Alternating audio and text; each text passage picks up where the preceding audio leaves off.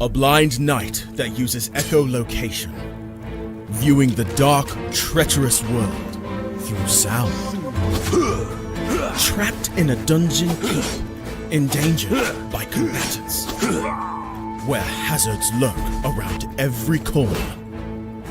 Make sound to have vision, or don't and be stealthy. Avoid impaling threats throughout the dungeon to escape. Engage with other prisoners. Rogue Knight I've been hearing about. Could you find the key and unlock my cell? Free them to fight back with more allies. Let's take this guy. The dungeon labyrinth has many paths and even more traps. Struggle through the darkness to find your freedom.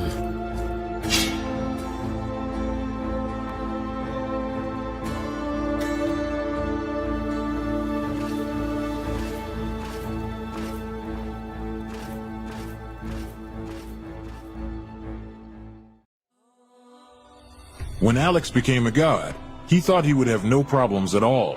Until... He landed in the Divine Dimension and was tasked with protecting the entire multiverse. Am I connected to every single Alex Ambrose that ever existed? Alex could travel across dimensions, defying the laws of time and space, to help other Alexes throughout the multiverse. But then everything changed. No! Aw! I have to go back and save them. But if Alex went back to the mortal world, he would relinquish all of his power and his memories. I don't have a choice. I must go back. When Alex returned back to Earth, he goes back to being your average business tycoon millionaire, unaware that the people he cared most about are in danger. Someone help me! Yvonne, what happened? I was attacked by a monster. Alex? What's going on? Get away from him! He is my boyfriend! Who attacked Yvonne in the forest? What will Debbie do next? Who will Alex choose between the two women? Will Alex ever remember who he was before traveling into a different multiverse? To hear what happens next and whether Alex can stop the deranged monster before he strikes again, listen to the original audio drama, Insta Millionaire Returns, only on Pocket FM. Download the app now and find out.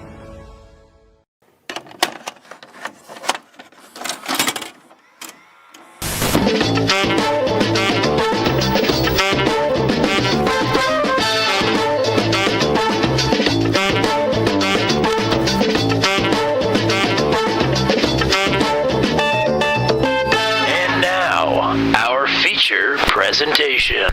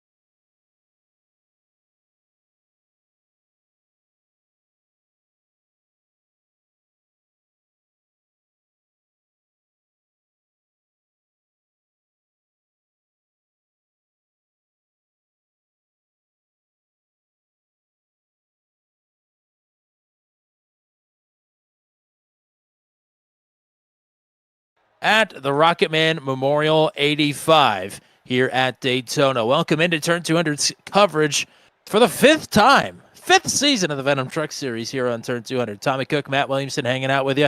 Matt, how about it, partner? We're racing at Daytona the way it ought to be.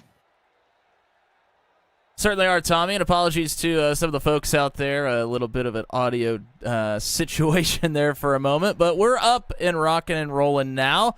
But yes, here at Daytona, the duels are always fun here at the Rocketman Memorial 85, and we are about to kick the first one off here. Looking forward to it. Alrighty, it is time already to get rolling into our duel races. Duel race number 1 is going to line up with your Season 5 champion and Season 6 winner of the Rocketman Memorial 85. Andy Poliski is going to lead the field to green. Brantley Gainey, another super speedway winner in seasons past in the Venom Truck Series, will start to his outside. Tyler Burgert finished in third at Talladega in the most recent super speedway race the series has held last season. He starts third on the grid here in duel number 1. Cole Maxwell finished just behind him in that race in 4th place. That was a career best finish for both of them, and they line up here on row number 2 in duel number 1. Your reigning series champion is John Kay. He starts from the 5th position. It's Steve Froman to his outside, always an ace on the super speedways. Matt Schlosser, always sneaky good on the super speedways as well. He'll start at 7th. Eric Breeding was very fast in practice, and he's got a good group of drivers around him when we get to the main event tonight. He'll start in 8th.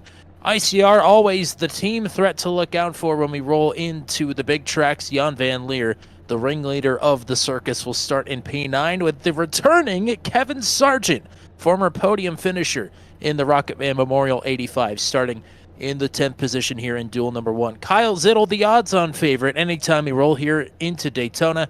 He starts in 11th next to Josh Freed in 12th. Zach Lockett, Super Speedway exhibition winner last season, starts in 13th. Kyle Dumig is back with the Venom Truck Series. Missed all of last season. He is back tonight in 14th. Ryan Dye starting in the 15th position. Gary Clark and Hayden Palumbo, maybe one of the season-long favorites to snag a championship at Palumbo, will roll off from dead last. He won heat race number 1 here last season. Matt, what are the weather conditions here today? I would imagine it's a lot warmer than it is everywhere else in the country right now. Yeah, although it's not that warm for Daytona. The track temperature is only 72 degrees. There is quite a bit of cloud cover, especially down here in turns 1 and 2 where we're at right now. The ambient temperature for everybody watching this one is 69 degrees. I wish that was the case everywhere here. But we are looking at your 10-lap duel here for this one, and I don't believe that there are any cautions in the duels, so we're going to run these things straight through. And then we have 85 laps when it comes to the big feature race. We're going to set the lineup here in just a moment. It seems like it's been quite a while since we've gone racing in the Venom Truck Series, albeit we did have the exhibition last week. But for points-paying competition, it seems like it's been a while. I'm sure the drivers are pretty amped up and ready to go, and that energy may come out here in the duels. 10 laps here. The winner of heat race number 1 will start in 3rd, just like they do it for the real Daytona 500. Quickest 2 qualifiers will start on the front row by themselves. That would be Austin Holyfield, who personally got my vote for most improved last season. He will take his first career Venom Truck Series pole position with the quick qualifying time. Other driver that we won't see in heat race number 2, or rather duel number 2, the season 5 winner of the Rocketman Memorial 85, Jeremy McKinnon on the outside pole. We're underway, first green flag of the season here at Daytona. Andy Poliski leading the charge out of the tri-oval into turn number 1.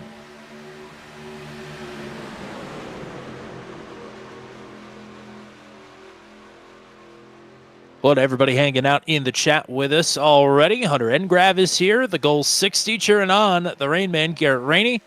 Amy Phillips, Rob Williams, of course, Bailey Marie Matichek cheering on Joshua as well. Lindsey G, Rodney Matney, James Coleman. Hello to everybody hanging out with us here. As Lindsey G has reason for celebration right now. ICR hooked up on the top side. Gainey was a nose out ahead into turn number 3, but Poliski rallying back here on the bottom. Lap number 1 will go up on the board this time. We'll see who is going to take it at the stripe.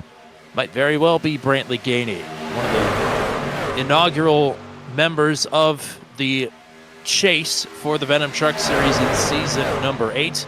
Matt, you and I spent some time out with this group, with this truck on this track last Tuesday night.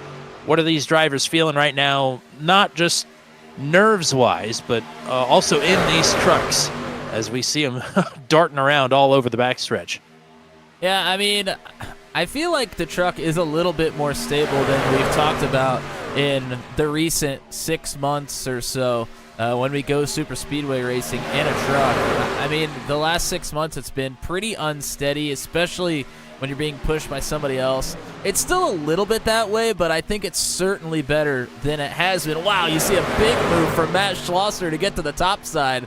I mean, I feel like 6 months ago, making a move like that might get yourself loose and literally crash in front of the field. These drivers are going to be able to wheel in and deal it here tonight. You saw the move from Schlosser. Broke Guy Racing decides that is the way to go. Poliski and Vroman both getting out of line, and they are going to pull ahead down the back straightaway here. Quite the surge of momentum here for the double O of Steve Vroman. ICR with help from Tyler Burgert on the bottom, as the Pony Express team and ICR worked quite well together last season and got Joshua Matichek the win and Tyler Burgert the podium at Talladega. So despite the onrush of Broke Guy there, it's still Brantley Gainey hanging on here, lap number 4 up on the board.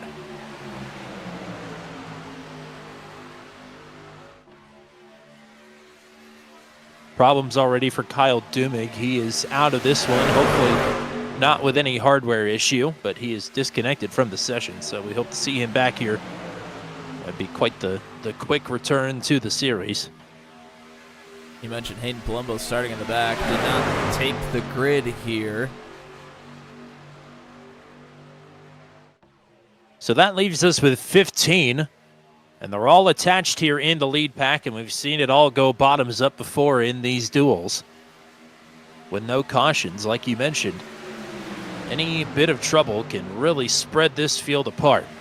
Lots of checkups here on the inside line, and that is going to allow Vroman and maybe even Poliski to get clear on Brantley Gainey, as there's one flirting with the wall in the middle of the top line, and one blinking as well. That's Eric Breeding.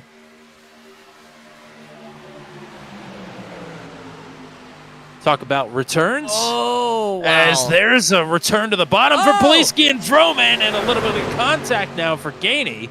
Poliski going to get stuck in the middle potentially here. Yes, he is. Schlosser and Kay working hard. Oh, here comes the cavalry, though. They're going to get clear. Kevin Sargent trying to come to the aid of Poliski in the middle. John Kay, Matt Schlosser going to pull down into the middle, maybe all the way to the bottom, maybe not. He's, not going to get clear. He tried to pull the trigger on it, but Matt Schlosser's going to get there as Sargent is up into teammates Lockett and Freed, and that is going to collect multiple drivers. Zach Lockett, Gary Clark, Kyle Zittel was in there as well. Ryan Dye got a piece of that. Josh Freed, Jan Van Leer, Eric Breeding, all having to make evasive maneuvers. So I think that's going to leave us with about, I'd say, 8 drivers in this lead pack. Vroman, Schlosser, Gainey, Kay, Maxwell, Poliski, Burgert, and Kevin Sargent, who kicked the whole one off. Even numbers on the top and the bottom right now. Even so, top line continuing to fade here as Gainey and Vroman are hooked up, but a little bit of dissension right now between Schlosser and John Kay. Is getting ready to mention we'll have a number of team changes to go throughout the night if we get an opportunity. Matt Schlosser's one of them.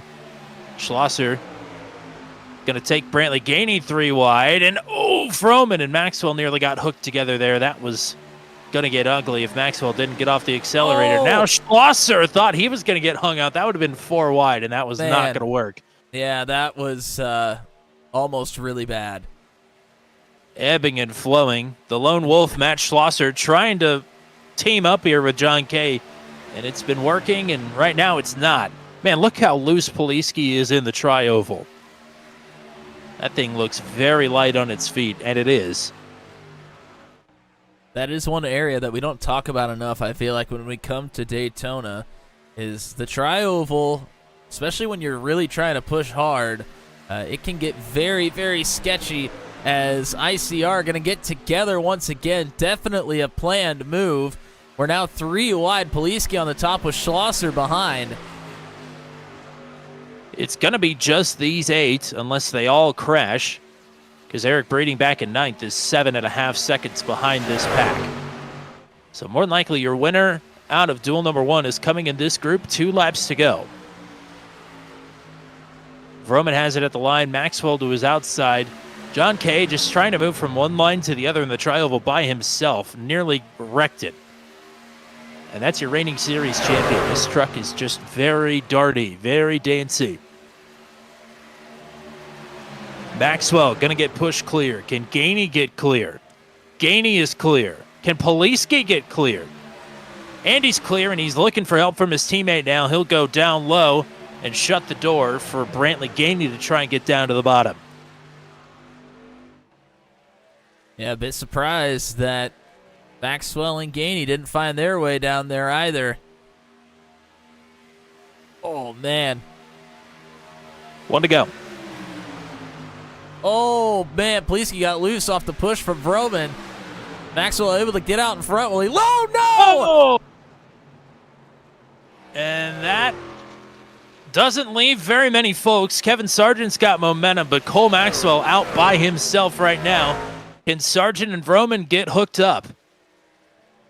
And they're going to have to make some ground up, and they're going to have to make it up quickly. I'm not sure they'll have enough time here. 0.7 of a second. Here comes the run. I think they're going to get it. Maxwell blocks. All the way to the top. Oh, no, they all crash.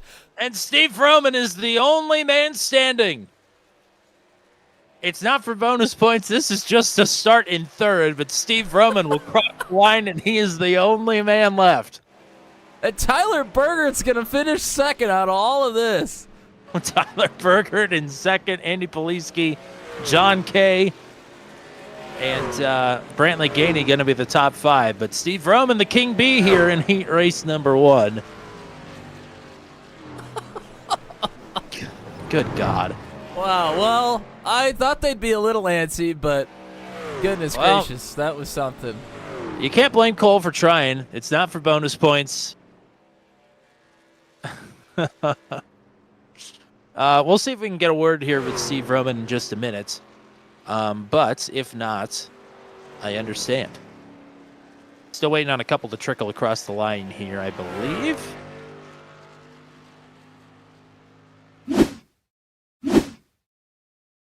Hello to Ty Coleman, to RJ Starcevic, who we'll see here in duel number 2 in just a second, and to Lisa Kelly as well. Man, Vroman's pretty lucky that he didn't get taken out with that either. I mean, it was solid contact with the door to the 00. Yes, it was. Let's quickly get to your starting lineup here for duel number 2. It'll be Chad Stearns with the the fourth quickest time is how he is going to line up on the pole here. Garrett Rainey, a former podium finisher in this race. Leo Smith will start in third. Great qualifying effort from the Aussie. Tyler Logan starting to his outside. One of 2 drivers making their first start tonight. It'll be William McKellar in the 3 truck starting in 5th. Brody Gunter driving a Lamborghini tonight. Very interesting strategy. He starts in 6th. Team 200 driver Pascal Samard starting in 7th. Next to the winner of last week's Daytona Pro-Am, Josh Jackson in P8. Jordan Journeau, Paul Ellison, your top 10. RJ Starcevic and Luke Peterson on run number 6. Joshua Monticek back there in P13. He's the Talladega winner of the Venom Truck Series race. Paul Sargent starts in 14th. Brian Mitchell is back for the first time since Season 4. We've never even broadcast an appearance from Brian Mitchell before. And Greg Bradshaw, the 16th and final driver here in heat race number 2, will round out your heat race number 2 lineup. Let's talk to the winner of duel number 1, Steve Vroman. Is there any more entertaining way to do that one, partner? Congrats on the duel win. Thanks, guys. No, that was pretty exciting there. It was a lot of fun and heck of a way to get season off to a start. Certainly is. I don't know if that's for bonus points or anything, but you certainly put on a show out there. That truck looked an awful handful. What did you learn here in duel number 1? Yeah, it was a little handful in traffic there. Hopefully, working with my teammate there, Andy, in it, we can figure out what we did wrong and make it better for the race and get all 3 of us together and up to the front there. Definitely was exciting and hope to do a repeat and hope we didn't use up all our luck in that duel there.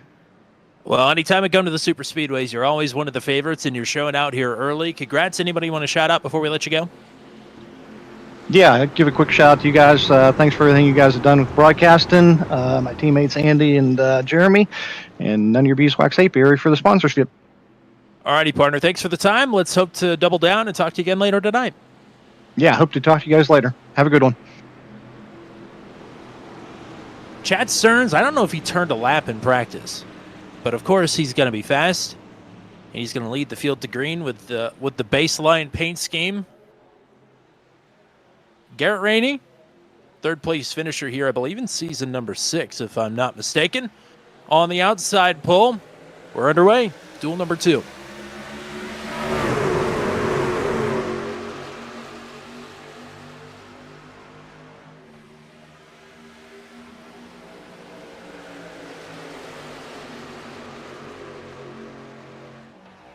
It's William McKellar in the 3 truck, third on the inside line.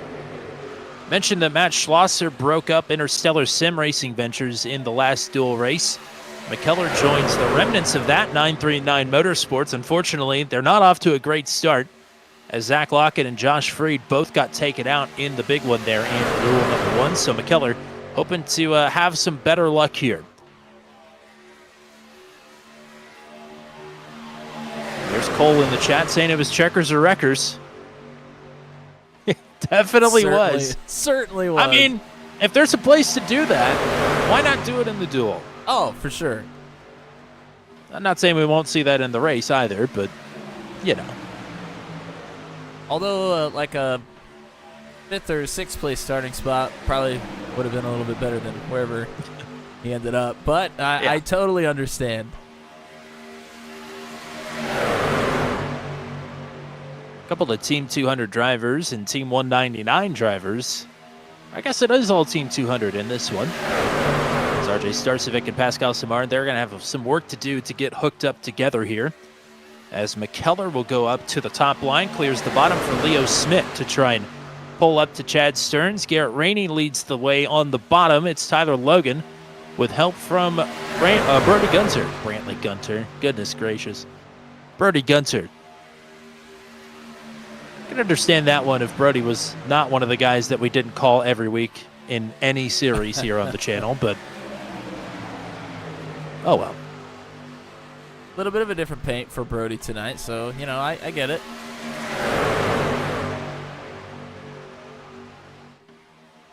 Yeah, the solid gold, I think, is going to weigh this truck down a bit, but he's got a Lamborghini motor. I don't know if it's rear engine or not, so that should help out a little bit. I think that gets you back to being a normal truck. That's a lot of rear grip. I guess we'll find out. I don't know. It didn't look very grippy when he got sent into the catch fence in practice. No incidents up to this point. Everybody's still rocking with it. And hopefully as this track continues to, I don't know if it's ever going to get in full night, but as it continues to shade and the sun continues to set, it'll hopefully get a little bit grippier. Maybe settle these trucks down a little bit. This duel rather looks pretty good so far. But nobody really pushing the issue or forcing anything currently. How about our Monday Night Race Control holding it down up front? I mean, he's absolutely rock solid steady here in the super speedways. No doubt about it. Garrett Rainey is he's going to be going for it all here tonight. Great looking truck as well. It looks even better out in P1. Here's JK Gaming, the reigning champ, in the chat.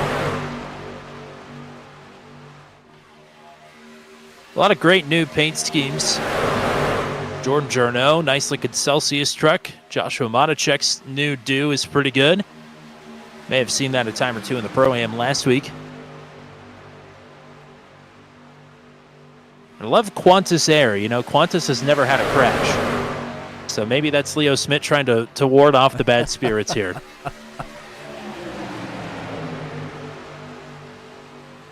It's a good idea. Not sure it's going to come to fruition. Yeah, we'll see. But Leo gets promoted to the main team, I believe anyway. I don't know, it was Greg Bradshaw that's on the team, and Bradshaw is trying to pick his way up a little bit towards Leo. Leo's still on the international team. You'll see less of Michael Dean here this season. Sounds like things are going well for him, but spending some time away from the sim. So hello to Dino if you're out there.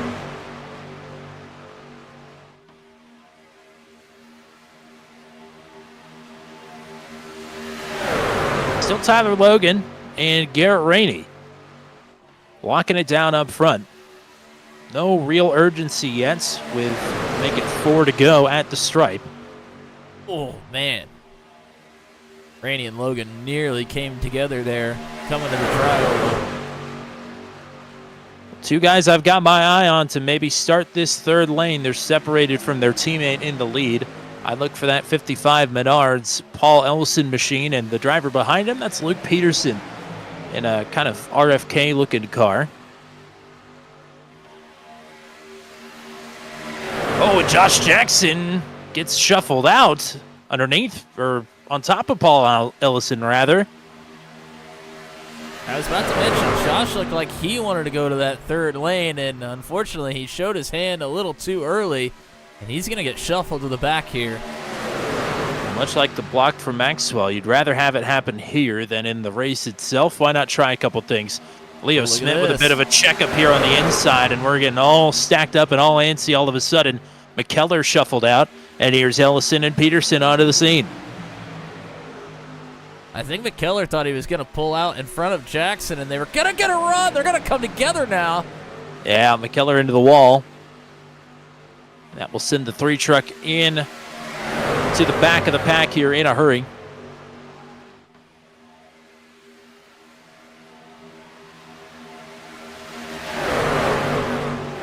Josh Matacek by himself pulling up on the top line here. He's got some momentum. Can he get anybody to go with him? Coming to 2 to go. Yeah, coming to 2 to go. This is the time to try and make a move. He's got one behind him. He's got it's 2 RJ Skarcevic. Sargent thinking about it as well. He's not really picking a lane, though. These two, just by themselves, have managed to get up second in line. Goodness. Jorno from the bottom straight to the top. Jorno into the wall. sent it straight in front of Sargent and sent it a little too hard, straight up into the wall. Run is stalling out in this third line. Bit of momentum now for the middle. Can Tyler Logan get clear? And he is. Gunter, wow! Ellison has to let off, and now Gunter, part of this Super Kick Revival Alabama gang trifective, or triumvirate rather. Now they are starting to get lined up here. Garrett Rainey goes to the middle, and it's 1 to go. Wow, Matacek and Ellison nearly dooring each other here. Starcevic lined up right behind the 60 on the final lap. Here's Matacek again with a bit of a run. Middle might get the momentum as Starcevic gets into the wall, checks up Bradshaw, and that top line is going to disappear.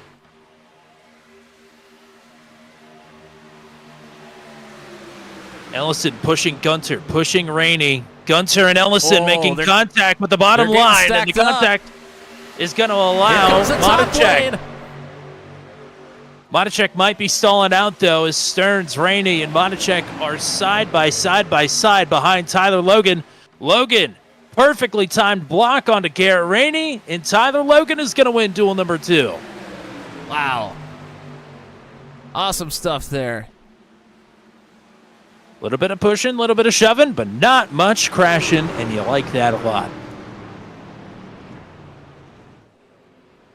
Rainey, Stearns, Matacek, Gunter, the top 5, Starcevic, Smith, Ellison, Peterson, and Simard. The top 10. We've got a 5-minute warm-up. We'll see if we can get Tyler Logan into the booth. But man, that was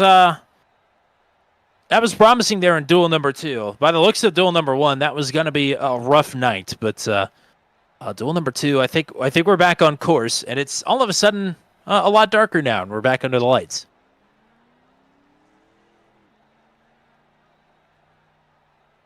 Yeah, I mean, I think once we get to 85 laps rather than a 10-lap duel, it's going to be a much different ball game.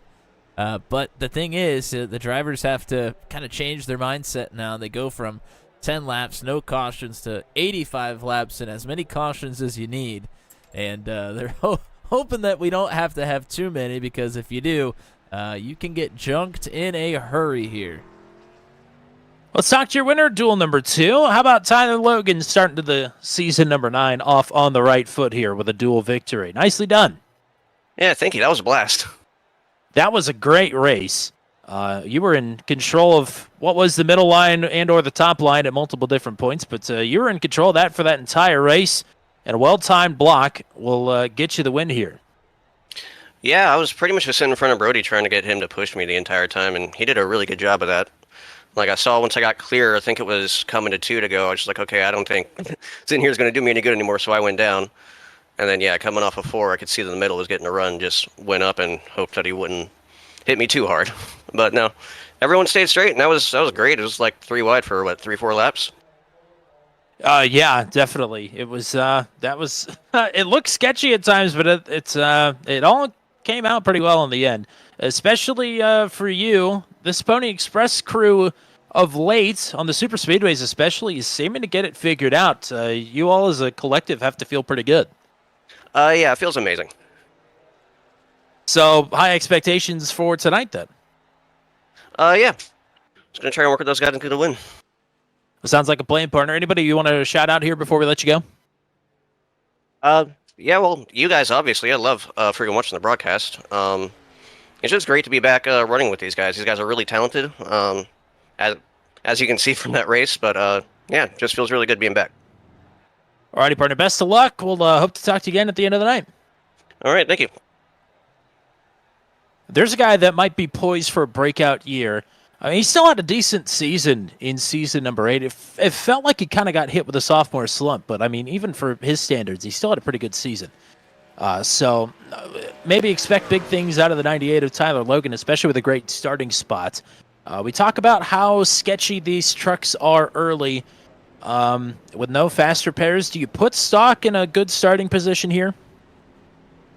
I think it certainly helps. I mean, it kind of depends on what your philosophy is. A lot of people have the philosophy that you start in the back, wait for the big one, and then make your moves as you need to. Others think get to the front as fast as you can, and if you're up there at the front, you're probably going to miss the big one. It might happen right behind you. So a couple of schools of thought, if you're in the ladder, I think starting position is very important. I tend to think just percentages-wise, I think your percentage of missing the wrecks is greater when you're up at the front. So if it was me, I would want as good of a starting spot as possible.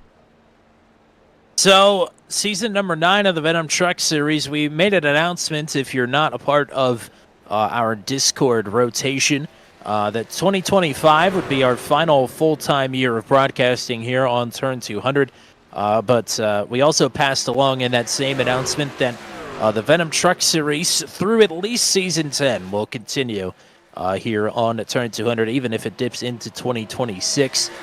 So you've got at least 2 more seasons of Venom Truck Series action here on the channel. Very excited for that, especially since season number 9. It's another season with a chase. I think compared to last season, we've toned the schedule down a little bit, but it's still, I mean, some really interesting and exciting tracks coming up. We'll be at Kern County Speedway for the first time in a couple of weeks. I love driving that track. I'm very excited to see a truck race on there. It should be a lot of fun. The Daytona Road Course will be back on the docket here in a couple months as well. Excited to see the Daytona Road Course get back to truck racing action. Outside of the Venom Truck Series, though, coming up, we'll have some off-road dirt racing on Friday, starting in February. Matt Schlosser is bringing you Special Stage. That should be fun. Pro 2 light racing, a little bit of dirt road, a little bit of dirt rallycross, and even Bristol Dirt the Oval is what's on the docket for there. So that's what's coming up here, along with Truck 200 wrapping up on Monday nights. We're headed towards the postseason for that in a few weeks. So lots coming up here on Turn 200. Very excited to have you folks a part of it. Thanks to everybody that's hanging out with us here tonight. It's time to go racing for our friend Merv Turner. It's 85 laps. The Rocketman Memorial for the 6th time. This is how they will start 2 drivers we have yet to see in action here tonight. Austin Holyfield with his first career Venom Truck Series pole position with a time of 51.323. Jeremy McKinnon, the Season 5 winner of this Memorial race, starts to his outside.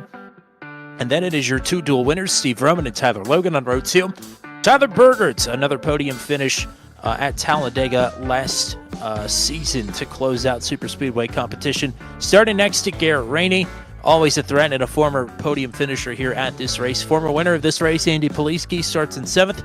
Next to Chad Stearns, reigning series champ John Kay starts in 9th. Joshua Monacek, winner last season at Talladega in his rookie season, starting in 10th tonight. Brantley Gainey, Brody Gunter, strong row number 6 there. Ryan Dye starting in 13th next to his teammate RJ Starcevic in 14th. It's Josh Freed and Leo Smith on row number 8. Kevin Sargent, Paul Ellison on row 9. Cole Maxwell, the big move maker in duel number 1, deep in the pack here in 19th, with Luke Peterson, the Preacher Man, starting in P20.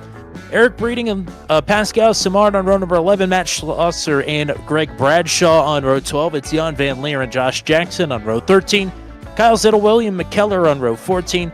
Gary Clark, Paul Sargent round out your top 30 starters. Zach Lockett, Brian Mitchell deep in the pack here on row 16. Kyle Dimmick, Jordan Jorneau, and Hayden Palumbo, your 35 drivers.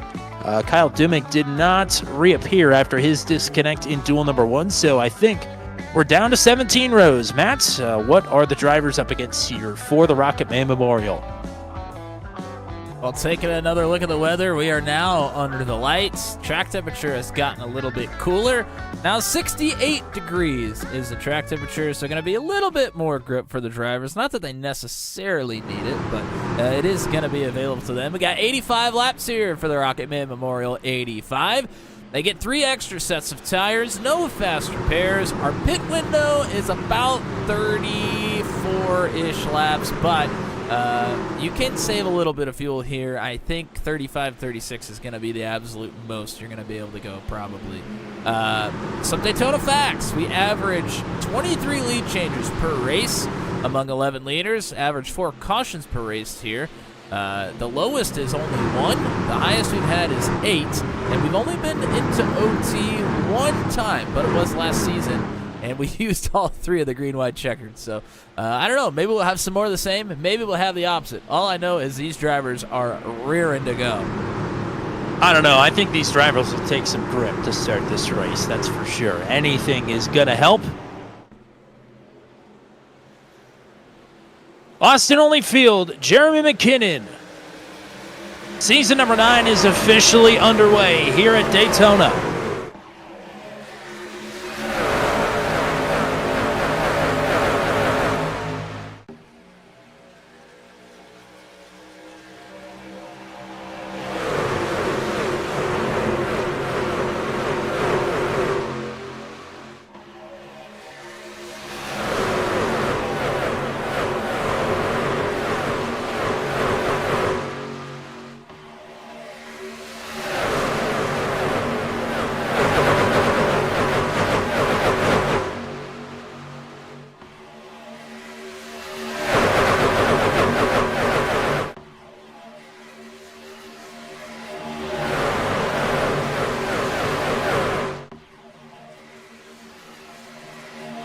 First lap of season number 1 belongs to Jeremy McKinnon from the outside pole.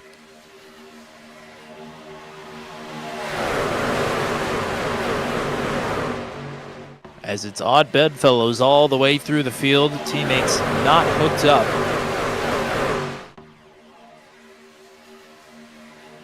But strategy is enacted, whether you're pushing or whether you are falling back.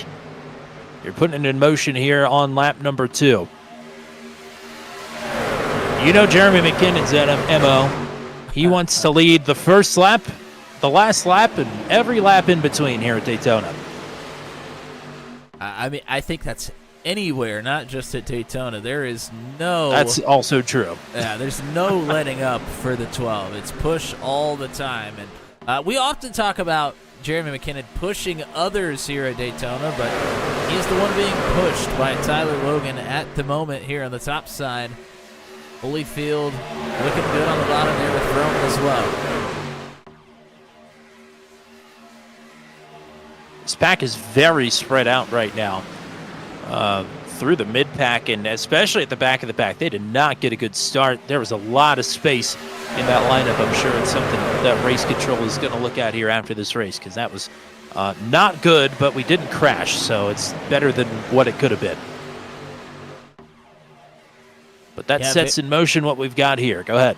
Very early on in this race, it's a big field. You got, I think it's 34 starters here. You have to be patient if you want to be. And you see Jeremy McKinnon is wasting no time. He's getting straight to the bottom here. But now Tyler Logan's going to be up front on the top side with Garrett Rainey pushing.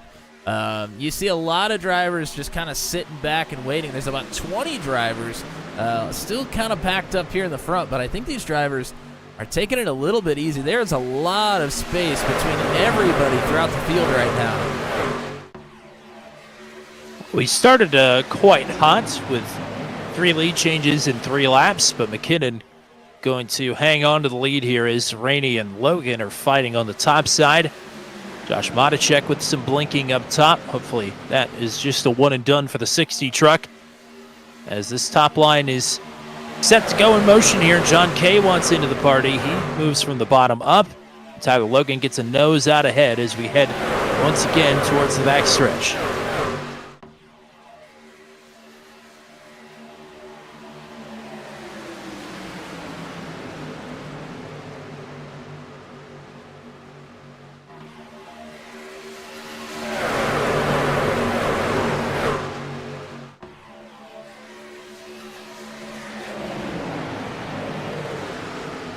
Ooh, that was an awkward spot for a push there. Logan hangs on to it, and for his efforts, he'll get to lead a lap. But Rainey and Logan not quite getting hooked up here. Rainey keeps getting hung up on that right corner of the truck, and that is not the place you want to push from. Yeah, Rainey's tended to stay a little bit higher than Logan right now, especially through the corners.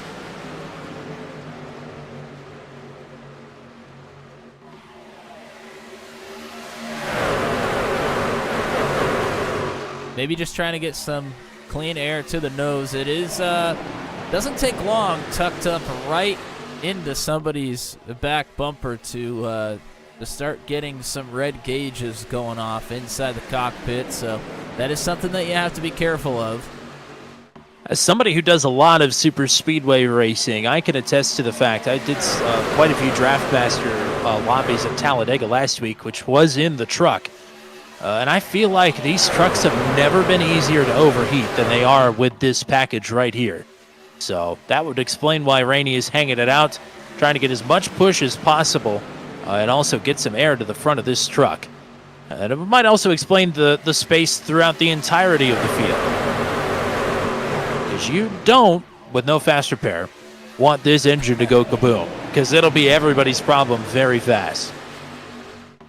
Yeah, and we're starting to see drivers come together a little bit now, but I think a lot of this is just drivers trying to get comfortable with what they have, comfortable with everybody else around them right now. It's been a while since everybody has been on the track together. Some of them were there for the exhibition, but not nearly everybody. And they know that they have a long ways to go here. Maybe just trying to make it to the first round of pit stops and then let the strategy play out from there. One thing I can tell you from sure, from the dual race to this race, Tyler Logan, very comfortable being pushed. He looks rock solid.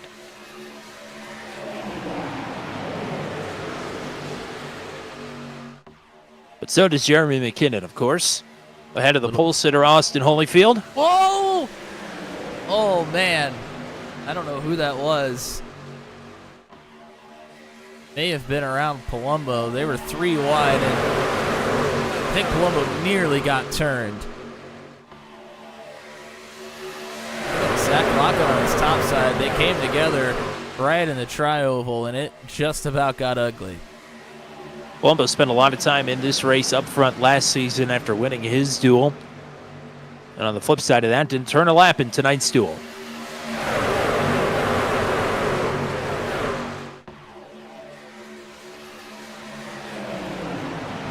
But if Hayden Palumbo hadn't missed Bristol to start the chase last season, he very easily could have won the championship. He had a sterling final 4 races of the chase. Just was in too big of a hole to compete for the title at the end of it. With a long way to go to get back up to the front here, riding in 19th right now. It's still McKinnon and Logan side by side at the front of the field. Get Rainey, Austin Holyfield, Steve Roman, Chad Stearns, your top 6, as Rainey continuing to have to duck out of line to get some air to the nose of the Golden Eagle syrup number 13.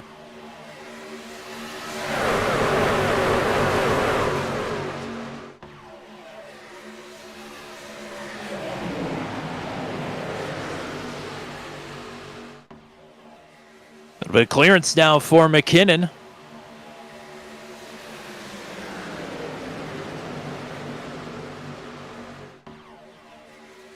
Help for McKinnon is not too far behind his teammate Steve Roman. And his other teammate Andy Poliski, both on the bottom. A couple trucks separated from one another.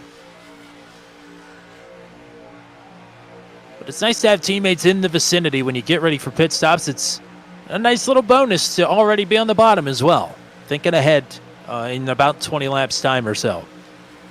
Yeah, being on the bottom and then, like you said, having teammates that are relatively close, it just gives you options. And when you're on the top side, it gives you options, you know, while you're racing, because you can jump up to the third lane, you can squeeze the bottom. Whoa, as Logan gets loose off the push from Rainey. But when it comes to trying to get to pit road, you kind of limit yourself.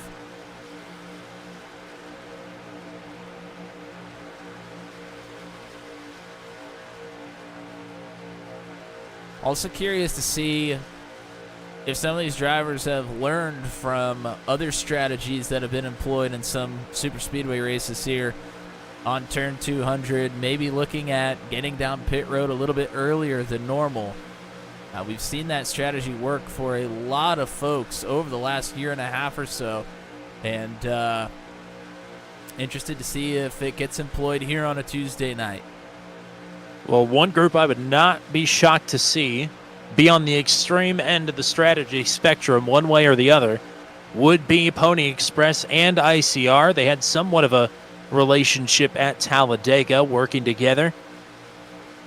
And they always seem to either be the powerhouse at the front of the field controlling both lanes or the ones mixing it up on strategy, ICR in particular. So we'll see if that maybe is going to be the way forward for them, because they're not at the front of this field right now. Pony Express is, ICR is not. So let's say you want to be a little bit conservative on your fuel numbers then. I mean, if this thing goes green all the way out, you are going to have 2 green flag pit stops. We think they can make it about 34, 35 laps or so potentially on fuel, but let's just take your 85 laps and let's just back off 2 30-lap runs. That means you can come in on lap 25 very comfortably. You can come in on lap 20 somewhat comfortably as well. Wouldn't be surprised to see some folks dive down into pit road here in the next 10 laps. You need help, though. You got to have people to come with you. That's why you got teammates out there. And if you don't have teammates, you're going to be trying to make friends as quickly as you possibly can.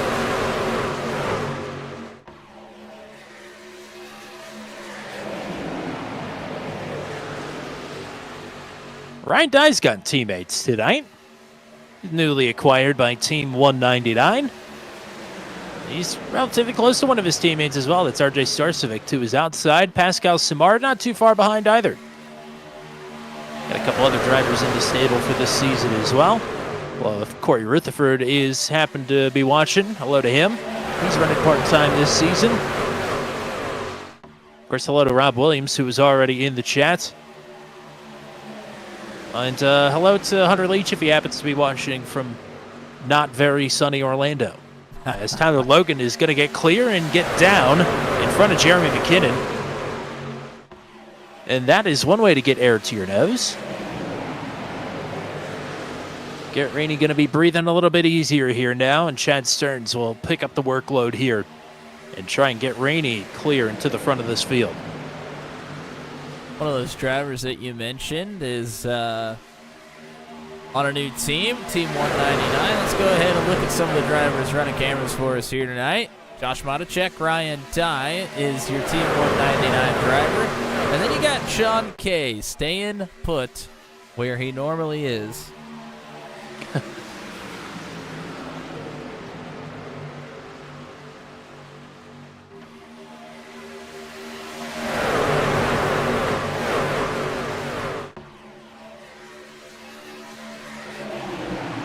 John Kay just outside the top 10 right now. Matacek inside the top 10. Ryan Dye sitting back right around 20th.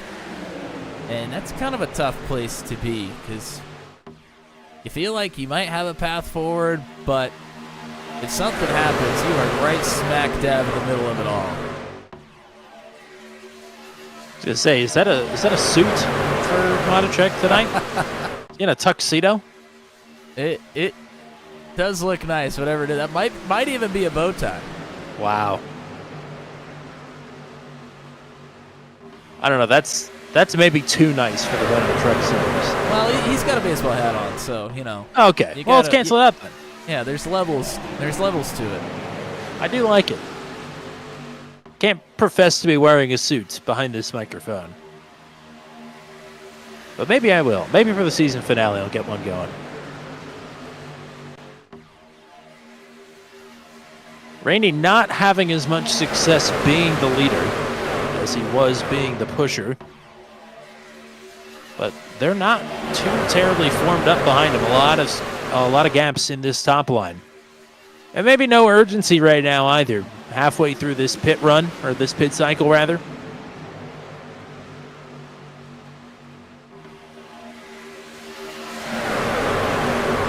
Boy, Bailey was keeping her cards close to her chest. She didn't even mention that there might be a suit? special suit or any special attire for tonight. She let it happen organically. Love to see it. Well, the suit might be working here. As Matacek is third on the top line.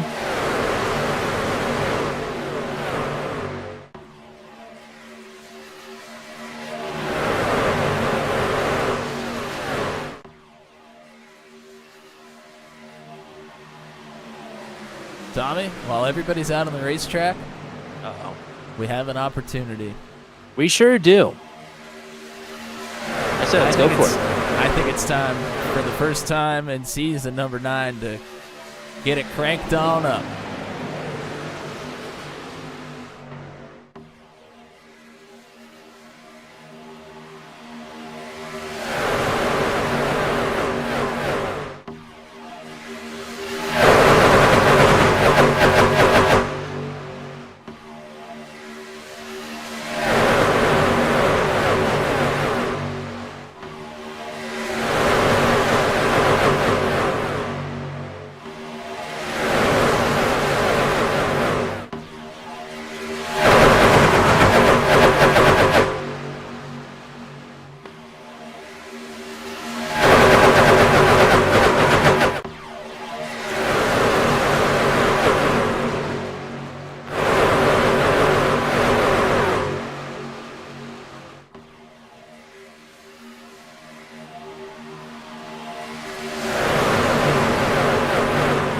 Made it.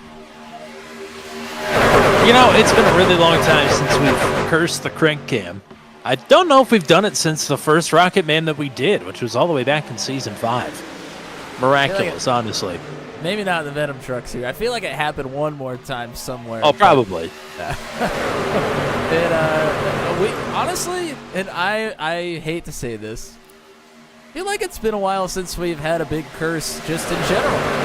Oh no! Our track record recently has been pretty good, I think. Well, I know some drivers that would beg to differ. And I want to say hello to the Amish Mafia that may or may not ever see this broadcast as well. We love the Amish Mafia.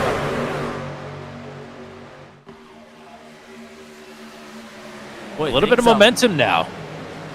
Yeah, things out front have not really changed. It's still McKinnon pushing Logan on the bottom here. Garrett Rainey up top with the help of Chad Stearns. Brody Gunter up there in the Lamborghini 01 as well. I was going to say, but as soon as Gunter actually pulls up within a truck length of Chad Stearns, John Kay moves up, RJ Starcivic moves up. This top line could contend a little bit better. But again, Rainey's still not quite able to get buttoned up enough to challenge for the lead or to clear. No early pitters up to this point. But the comfortable fuel window is not quite open yet.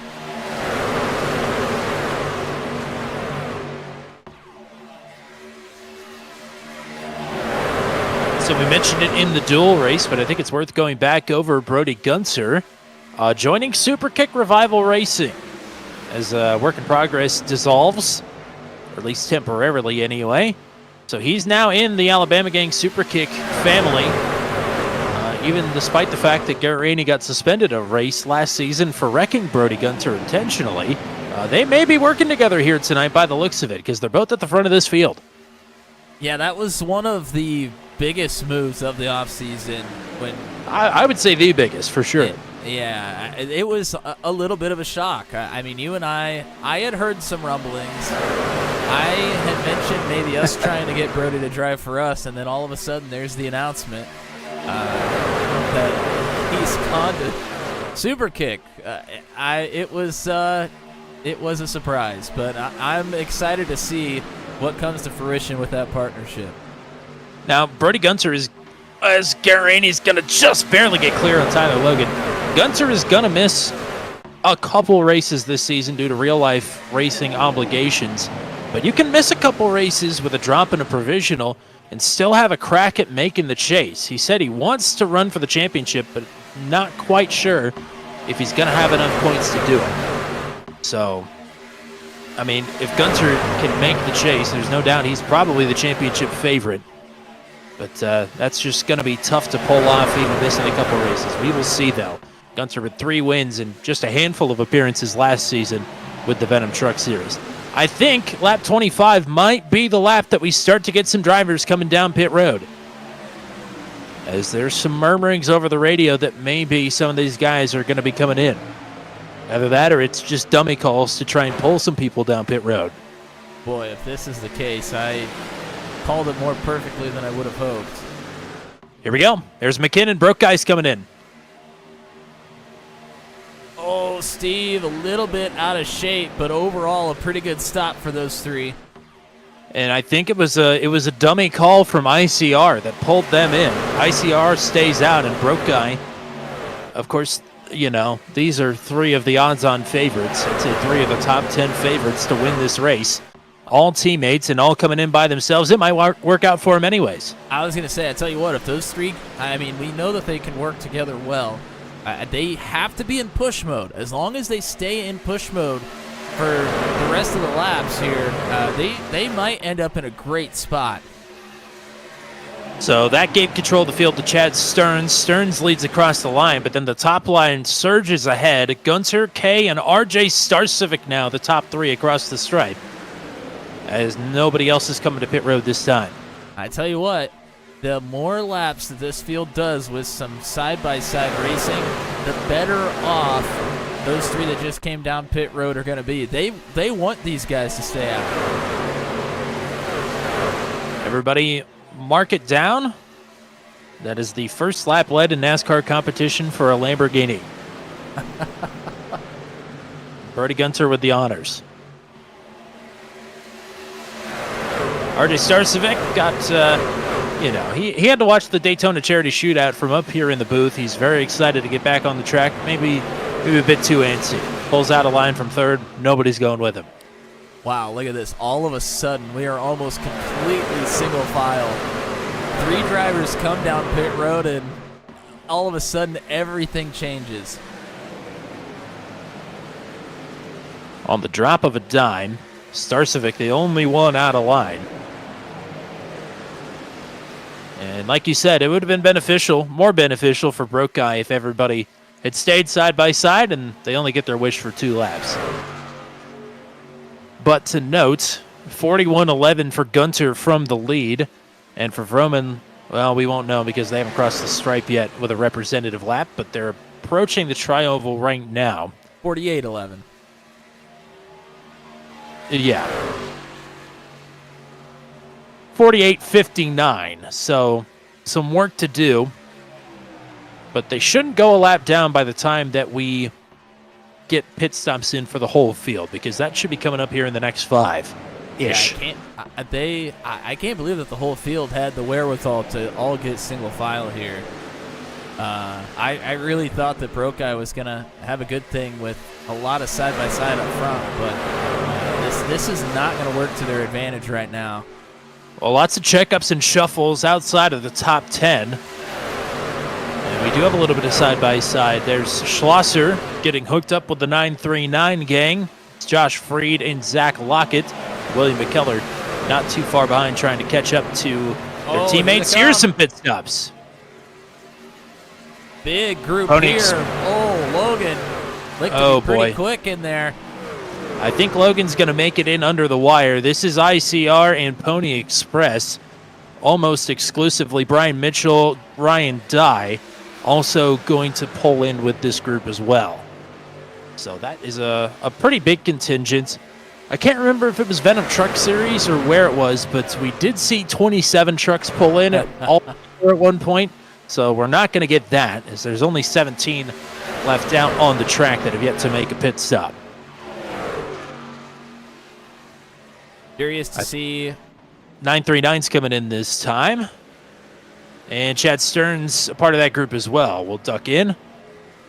Ooh, Josh Freed is a little bit hot. Can he get it woed up? I think he'll be all did. right. RJ starts a Oh, big. Oh, my goodness. That was Paul Sargent. Kevin Sargent around as well. Josh Jackson, Pascal Samar to crash on the track. A bit of a mess here in the tri-oval. No caution, though. Wow, well, they were trying to get to pit road, I think, and then came back across the racetrack.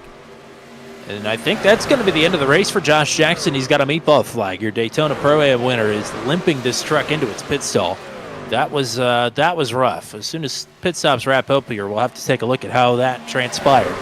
It was still green. Broke Eye Racing able to stay out in front of the big group that came in last time around. Looks like they're going to get out in front of the group that just came in here as well.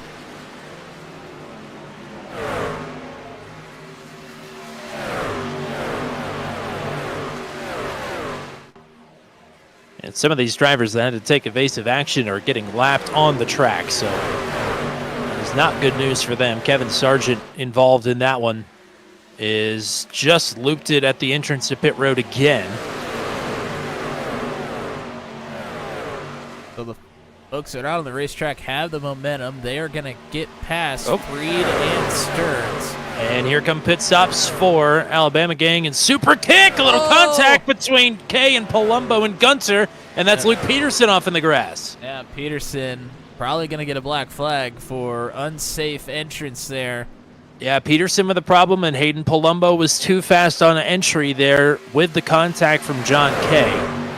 And Palumbo just going to bypass his pit stall and get back out onto the track here. So things unraveling a bit for quite a few drivers on green flag pit stops. Well, the funniest comments I've seen in a while. Well, I don't know what you want from us, Gabe. But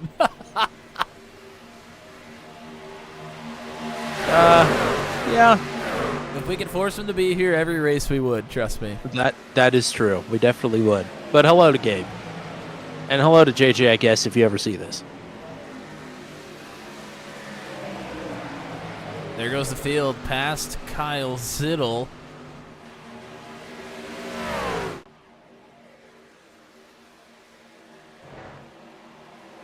John Kay, Brody Gunter are well out in front right now.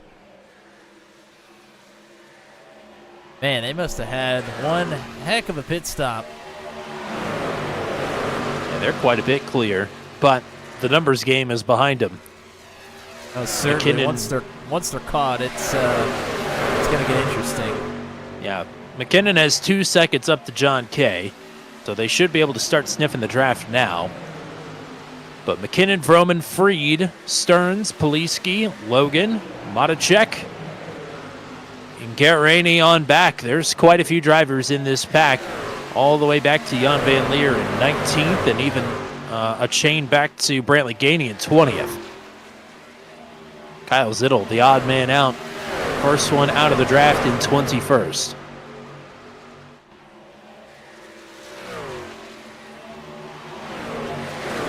This gap already cut in half, so it's only a matter of time before Gunter and Kay get ingested into the lead pack.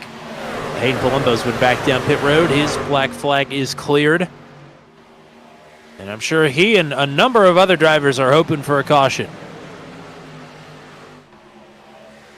Not sure if we said hello to James Lehman as well, hanging out with us. He commented a while ago. Luke Peterson staying in the top, going a lap down after the black flag.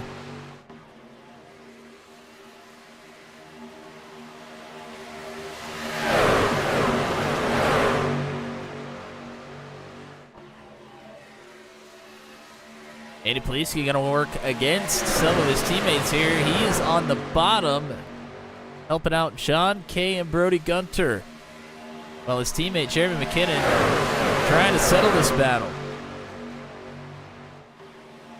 Yeah, that did not go as poorly as I thought it was going to for Gunter and Kay. So nicely done for them. They're still in quite the advantageous position here.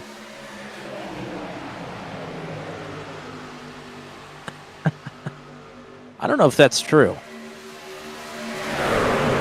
Otherwise, I'd wind myself up every night.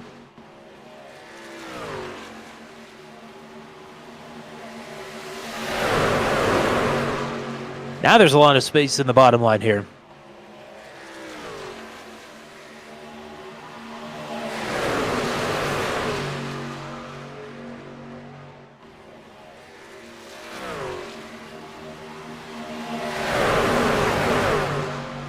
I just got to think, with all the space being given, you know these guys can be aggressive and not crash. We saw it in duel number 2. I would think it's just got to be temperature-based at this point. Yeah, I mean, I don't know. There's still one more round of green flag pit stops to go. They know they don't have a fast repair. I mean, I wouldn't be surprised if a lot of these drivers, especially the drivers up front. Whoa, is Roman? I don't think he realized that McKellar was dropping backwards. Yeah, William did call over the radio that he was. Yeah. So I don't know if Roman knew exactly where he was potentially. But yeah, for these drivers up front, I think maybe just trying to get to the next round of pit stops, stay with your teammates, and then then start really battling for those last 25, 30 laps probably is where their head's at. But you have 20-plus drivers in this pack. The drivers that are outside of the top 10 are going to want to start moving forward, I would think. Especially after we get halfway through the race here, as we're approaching that here in just about 4 or 5 laps. Gary Clark is the next up for the pack. He's going to stay to the top side. Good place to catch him, too, on the straight before the tri-oval. Except for the back half. Man, yeah, that's rough. Sketchy. And Greg Bradshaw gets a bit hung up there. Bradshaw quietly hanging around the top 10. ICR group is a good group to fall into, especially here at the super speedways. Good clean pit stop keeps them in contention here. Again, the top 20 drivers are in this lead pack. They picked up a couple of lap trucks as well.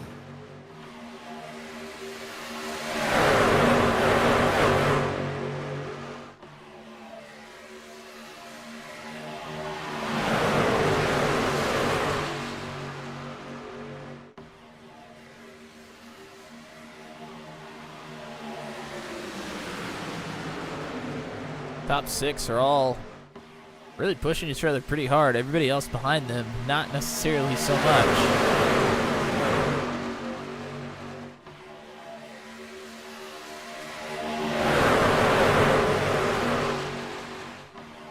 last year was an off year for John Kay, believe it or not, because he had 2 Super Speedway top 10 finishes. Normally he has 0. Well, he's certainly capable. He's up here again. Oh, he's more than capable. It's just for whatever reason, Daytona and Talladega seem to have it out for him. But he finished 8th in this race last season and 10th at Talladega. And that 10th in Talladega proved especially clutch, winning the championship very narrowly in a pretty much a must-win situation at Kentucky to close out last season. John Kay, I would imagine some pressure lifted off his shoulders, and that may not be good news for the rest of the field here this season.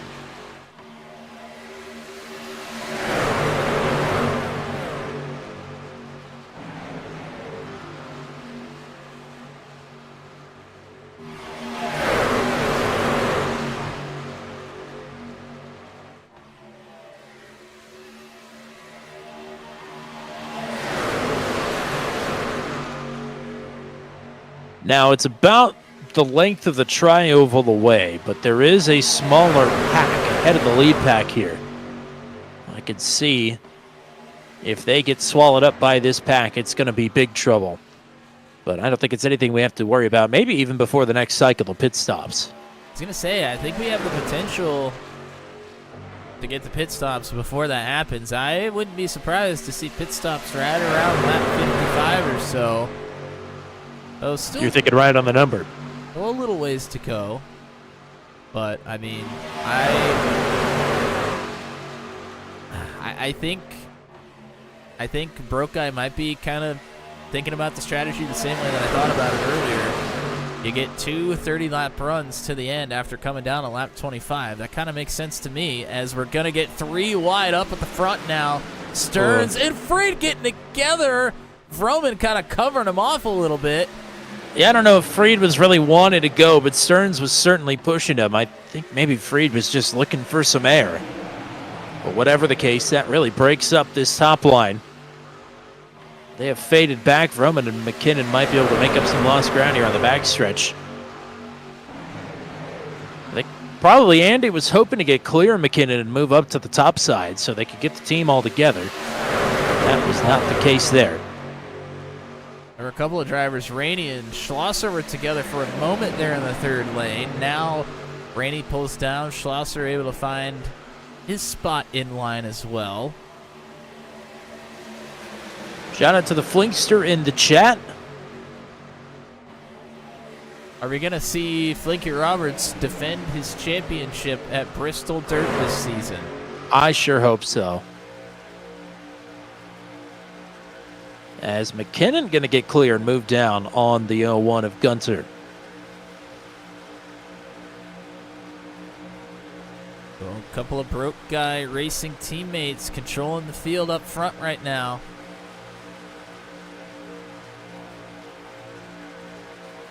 Boy, Steve has got to be careful, because Josh Freed could just pull right into the middle and take him over here if he wanted to. Steve really getting high up the racetrack in the turns. Good showing from the dual winners thus far. Tyler Logan a lot quieter on this cycle, but led a lot of laps to open this race, and now Vroman is going to get down and get clear in front of his teammate, and he now has control of this field. McKinnon, your outside pole sitter. The driver with the fastest time in qualifying is Austin Holyfield. He's in this lead pack. He's just back outside of the top 15 currently. And the top 20 all in touch here, and a couple lap trucks in the mix here as well. So a healthy lead pack after a cycle of green flag pit stops.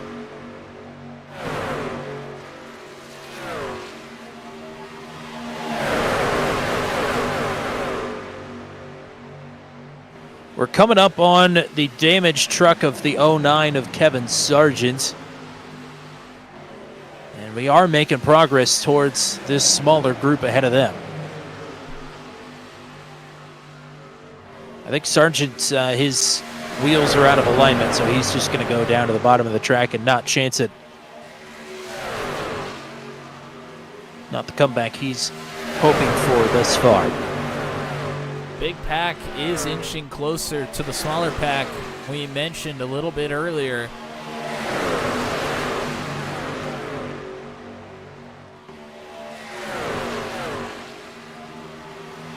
I think it's worth pointing out as well, Luke Peterson on this top line behind his teammate. Peterson's a lap down. So Rainey, I would imagine, has got a guaranteed pusher. Yeah, for sure. Also to mention that Peterson would be the lucky dog here in this situation should something happen. That He's is got to also keep true. himself out of it. So some call-outs over the radio. Pit stops maybe taking place around 57, 59. Hearing some numbers thrown around.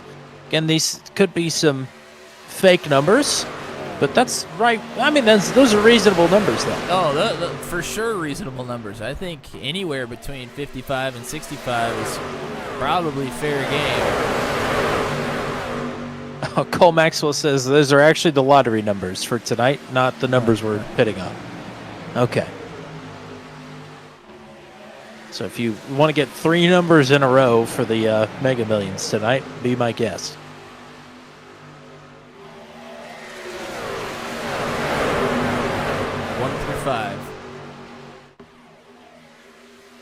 One through five.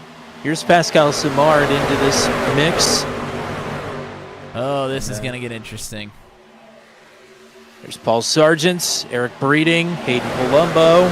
Oh, man, some contact further back. Oh, boy. And it's only going to tighten up. Lots of 3 wide with live traffic in multiple different lanes here.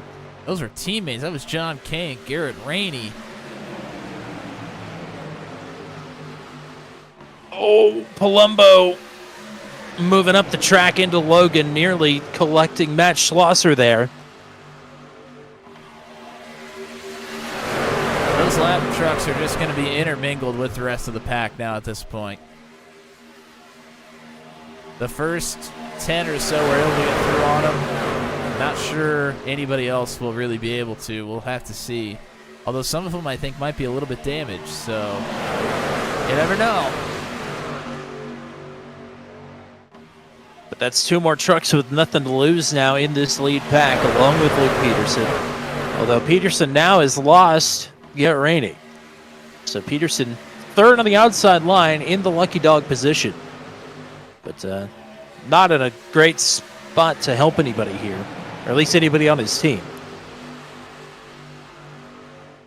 Meanwhile, 939 Motorsports working on the top side. Josh Freed, Chad Stearns. Freed, in his rookie season, made the chase. Stearns, a week in, week out threat to win races, although he didn't do it last season. Not seen this 05 in victory lane in a couple of seasons, but things could very easily go his way even tonight. He's not really left the top 5 or 10 all night. There's a big cast of characters up front here that have been up at the front all night long, and they do not want to let it slip away. Freed, another driver on the podium in the Pro-Am last week. Freed's up a lot of positions. He's up 12, 13, 14 positions, depending on where he's at with these top 3 or 4. He's up at the front right now, being pushed by Chad Stearns, but here comes the bottom. He got wiped out in the big one in duel number 1, so that would explain why he started a bit further back. Freed looking to lead some laps here. Got a podium finish at the very cursed Thompson race, a race in which he was involved in at least 6 or 7 of the 26 cautions. But he'll move down and get clear. That was a crazy night, and him getting the podium after everything he went through maybe was one of the crazier parts about it. Now he is absolutely getting worked over here by Vroman.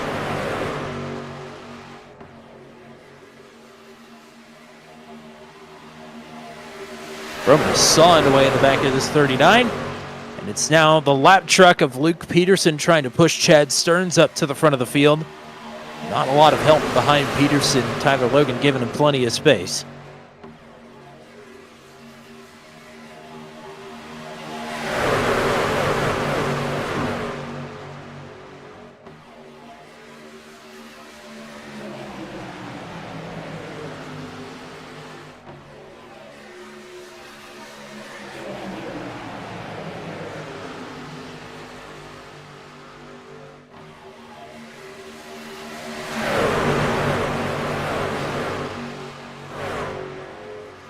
Stearns has got a nose out ahead of his teammate.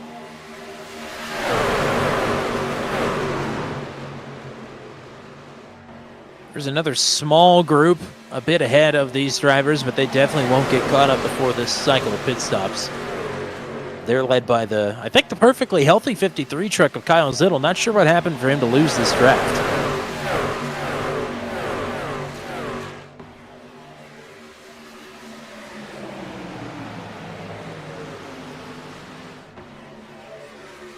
I don't know. The intensity's certainly picking up here before green flag pit stops. These drivers are looking a little worse for wear. Maybe some of these drivers that have not raced since the last checker dropped in Season 8. This is certainly a way to put your feet back into the fire. Well, what could also be happening is some drivers might be trying to work their way into the bottom here, and they're just not finding holes available.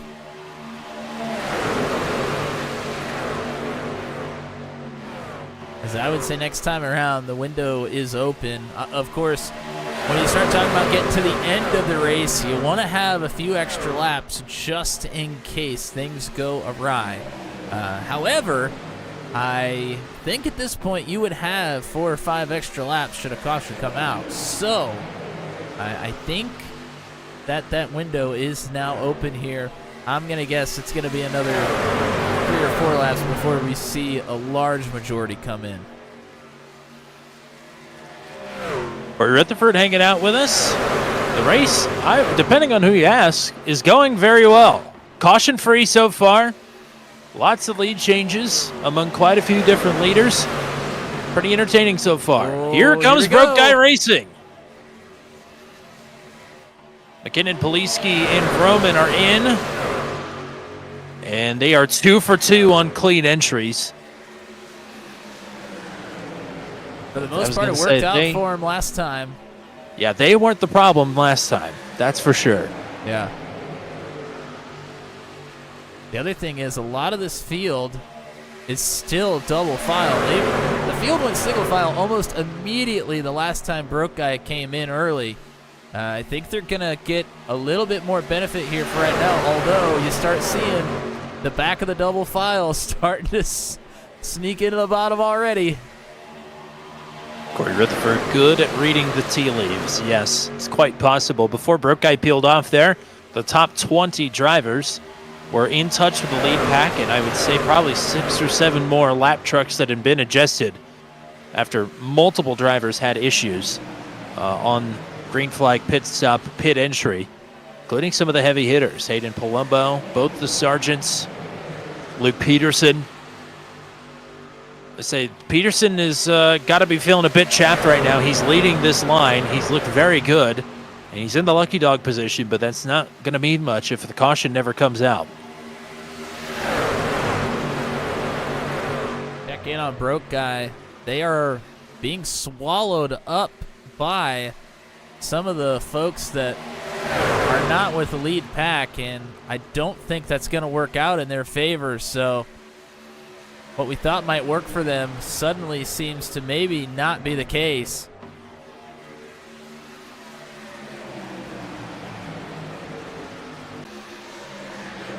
Top line's breaking up a bit. I think these drivers are trying to go single file again. A lot of chatter about folks trying to get down into the bottom lane. What lap are we pitting on? How much fuel do I have left? The thing is, there's a couple of teams out here, they are not going to tell you when they're coming down pit road. No. So your requests for when are we all coming down pit road are going to be met with deaf ears, I think.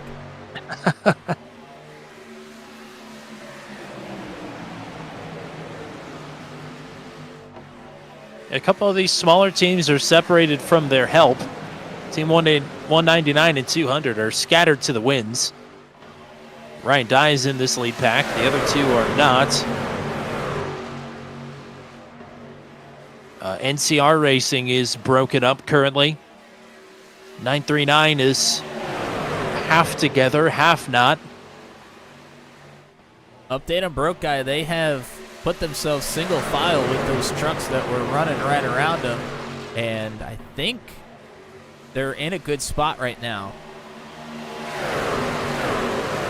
Luke Peterson and Hayden Palumbo just bailed off the top line and have gotten down low. That shuffles Tyler Logan out of line. He is the last man standing. Pit stops must certainly be coming. Everybody just bailed on the top. Yeah. Yes, indeed. Chad Stearns, the leader. He's got a teammate right behind. Brody Gunser, John Kay, teammates there, third and fourth. Garrett Rainey, another teammate of theirs, riding in fifth. Schlosser, I would imagine, coming in with the 939 guys. But are they all coming in together here on lap 60? They're going to drag a bunch of folks in. Oh, Kay is coming in hot. Gunter is hot as well. They crash into each other. Rainey piles in. That's 3 of the Alabama gang.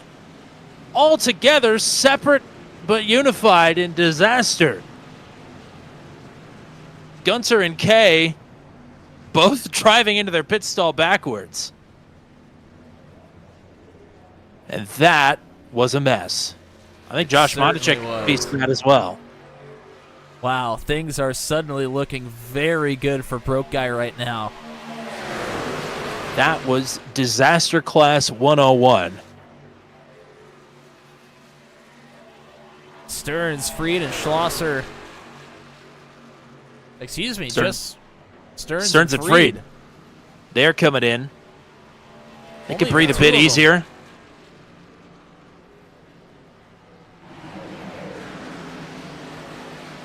I mean, worst case scenario, they're dropped into the middle of that pack that all had to slow down. You can afford to come in by yourselves if everybody else has problems. That was a big group, and they all pay the price for the 2 drivers at the front of the field.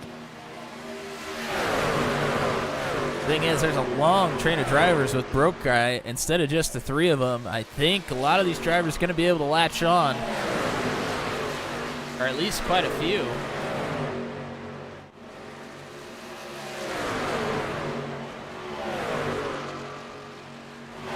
Things are very spread out now. Less than 25 to go.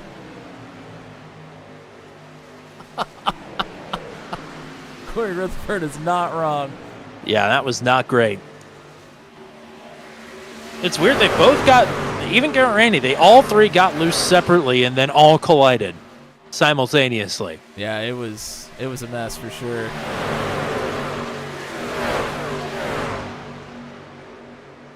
Am I mistaken that has Zittel come into pit yet? No. Kyle Zittel has not come into pit yet. And here they come, except for Kyle Zittel. That is not good for him. Not too sure Leo Smith didn't just have a problem there on pit entry. Rewinding it really quick. No, I think it was okay, actually.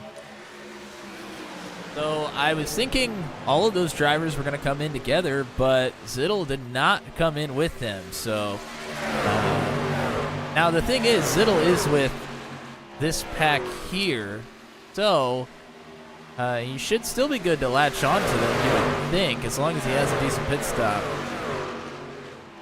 Boy, if this goes caution-free, Broke Guy Racing is set up quite nicely. Zittel's going to keep staying out here.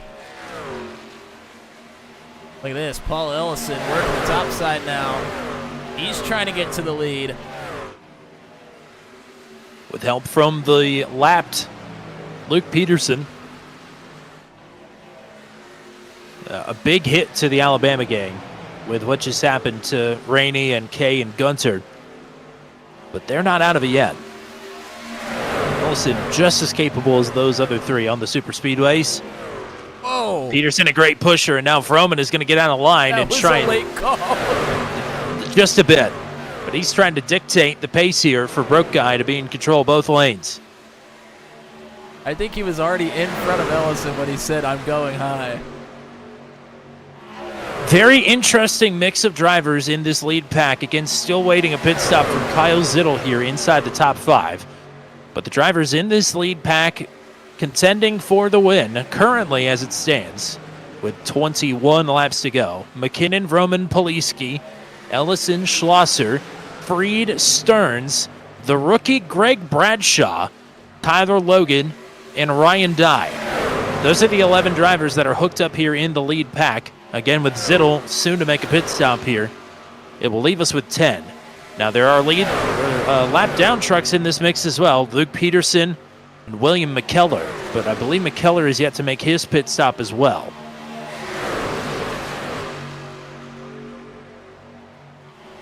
Here comes Kyle Zittel. Oh, and Zittel absolutely sailed it. Yeah, McKellar going to come in with him, so it's going to help the both of them. I wonder if the pit speed limiter is broken. Because Justin Michael was definitely speeding last night and got away with it, and Zittel just did as well. I did notice, if you slow down enough, it seems to be even more generous than it used to be after you cross the line if you slow down enough. So, yeah, there's certainly options. You can just sail it in there and slow way down underneath the speed limit, and a lot of times I think you're going to be fine.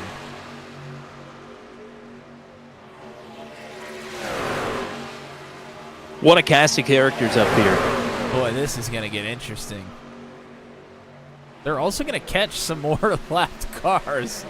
Oh, Lord. Boy.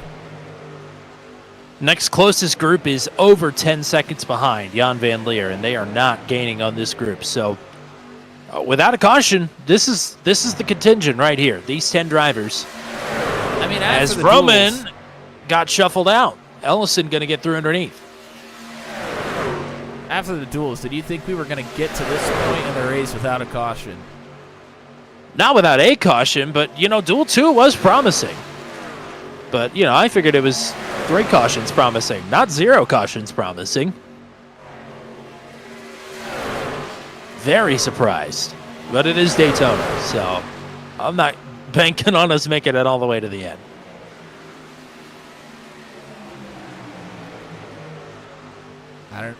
Tell you what, there's a lot of drivers that their hopes are starting to fleet that they are not in this pack, and they are just hoping that a caution comes out. Well, one driver's hopes that just went up in smoke is Cole Maxwell. He has lagged out of the server. Ellison pushed clear, but McKinnon finding ground underneath again, as Pascal Simard saying to the top side.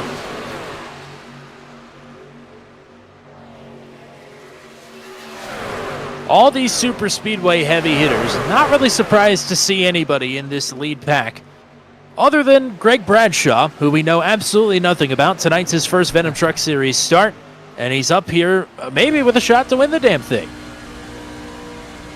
Anybody up here has a shot to win it, that's for sure. Go on board with Ryan Dye at the back of the pack right here as they just went by Brody Gunter, who was in the pit entrance melee.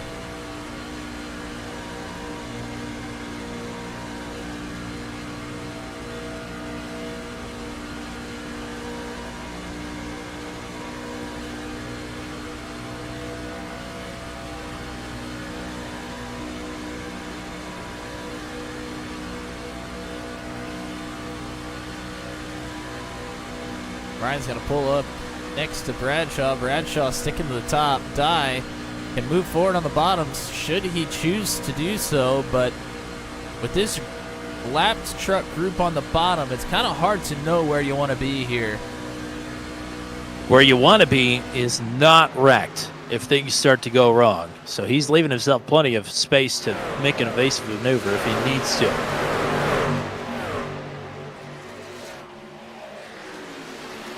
In this group up here, we got RJ Starcevic, Leo Smith, Jordan Journeau, Zach Lockett, and John Kay as well.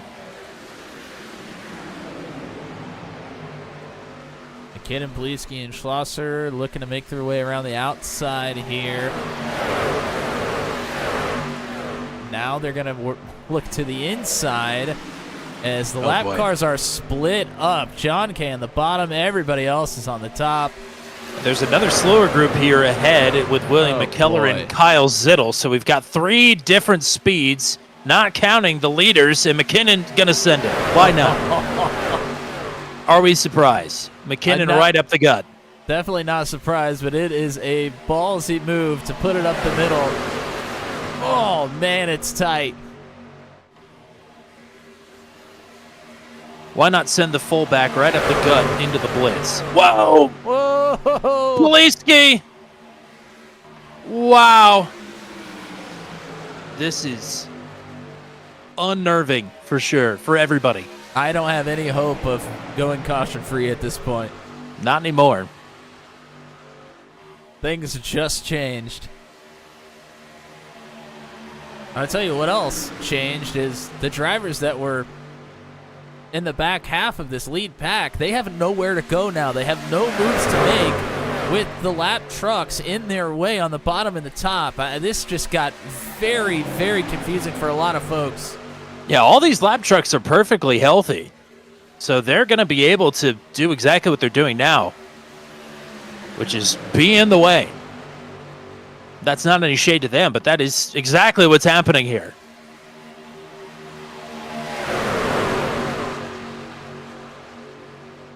Zach Lockett up into the wall. That might bump things down a little bit. We can at least get 2 wide through the field. And William McKellar is going to get out of line here as well.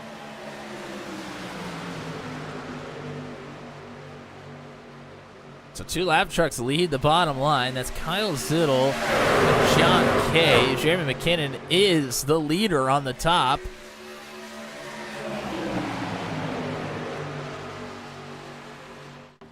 I think at this point, lap trucks outnumber lead lap trucks in this lead pack.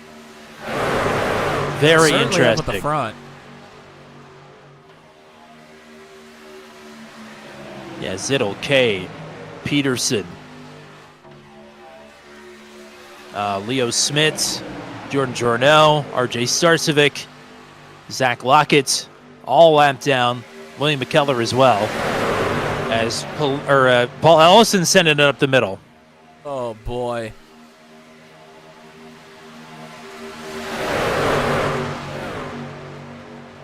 And he's making it stick.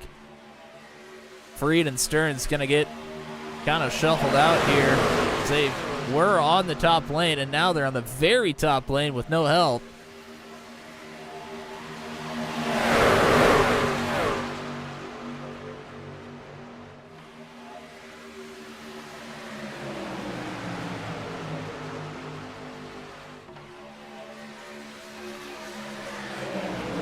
Oh, Matt Schlosser going to get shuffled out by Ellison here as well. Another fullback blast right up the middle. Why not? Those leaders in the middle lane have to be careful because they are going to put these guys in the wall, and that's going to be it.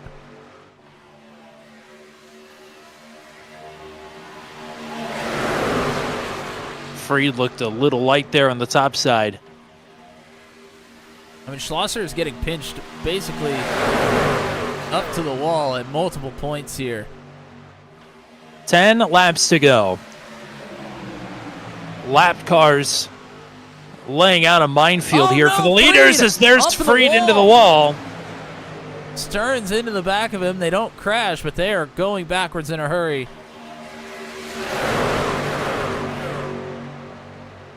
Lead lap trucks versus lap trucks. Everybody's vehicle is dancing around Daytona here, coming to 9 laps to go. Caution free thus far. The odds are stacked against us. That will go green to checkered here. What's crazy about this is as they run, Steve Roman can drop back like 3 or 4 truck lengths. So the 3 trucks on the bottom could pass him and he still wins this race. What's going to help Roman as well is he's got 2 teammates behind him in this line. The problem is one of those teammates is Jeremy McKinnon, who you know wants to put his name on this trophy for the 2nd time and be the first to do so. And more than capable of doing just that, even if it's against a teammate.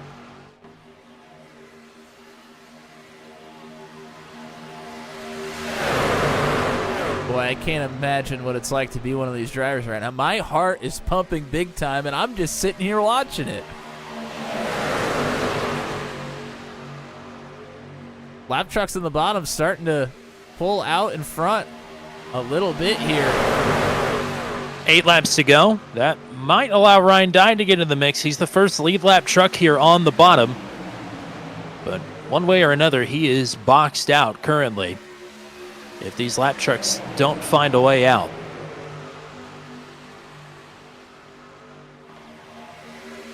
Another thing these lap trucks might do is be able to provide some assistance to their first teammate on the top side, very conveniently, pulling up right now, Paul Ellison.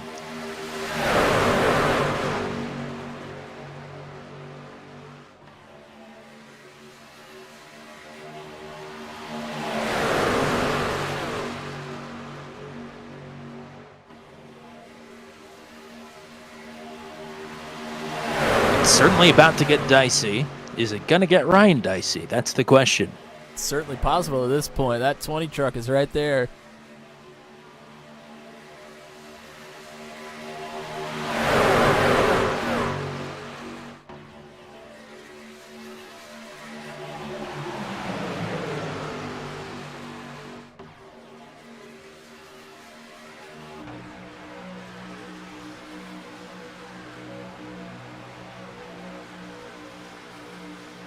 Man, these drivers starting to push, and you can see them all really sawing on the wheel on entry into the corners, getting all over the joint.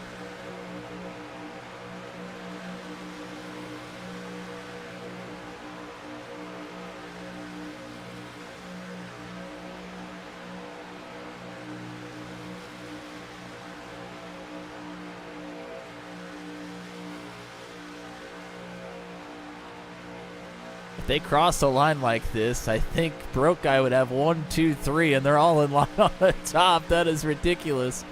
As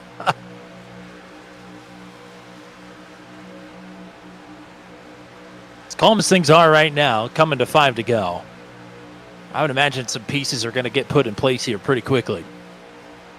You would think so. The problem is a lot of these folks that are behind Broke Guy, I mean, there's not a lot of teammates together, so it's hard to put things together and put in place with drivers you're not constantly communicating with. The group I'm watching right now with 5 laps to go would be Matt Schlosser, Zach Lockett, and Josh Freed, and Chad Stearns.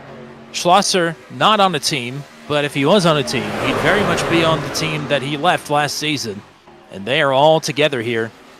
I would say they are third line bound here if nothing changes in the next couple laps.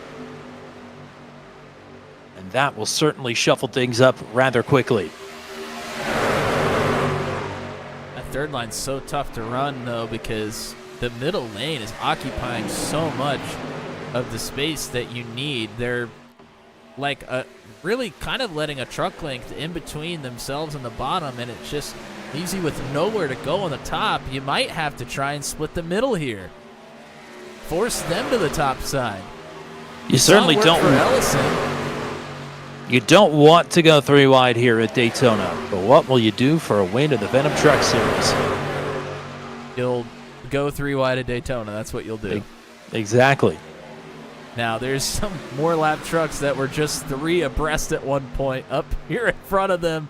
Oh, goodness gracious. Everybody strap in. Tyler Berger, Gary Clark, Caden Palumbo. Been instructed to go high. One of them not going high. Palumbo staying in the middle. That is certainly interesting.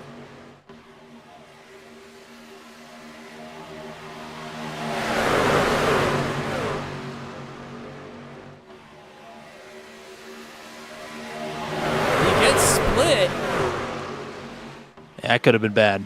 Lap trucks at the bottom definitely have the advantage right now. Broke Guy with a surge of momentum.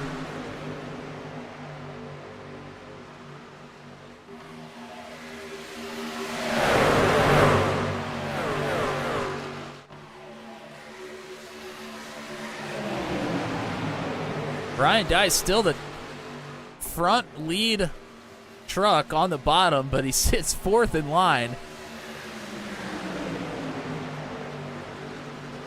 2 laps to go. One more time around, and this thing's official. Are we going to make it back to the stripe and take it green to checkered? Man, I'm surprised nobody's taking a big shot here at this point. It takes more than just one lap to really get some momentum on the top.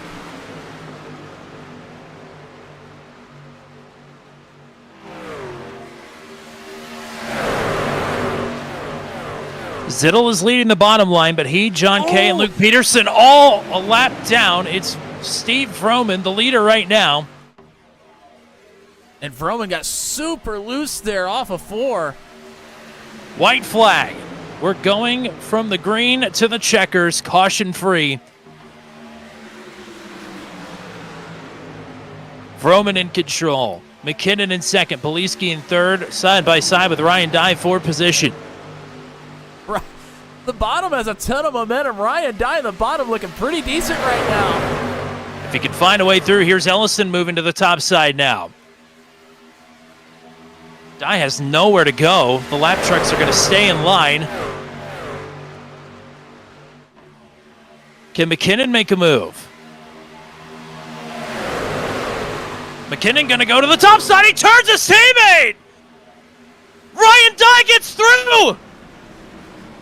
Ryan Dye, Paul Ellison, Dye gets it! Ryan Dye takes the win in an unreal finish to a bizarre race. The Rocketman Memorial 85 is in the books. And Ryan Dye, off the back of the season from hell, is on the board early in Season 9.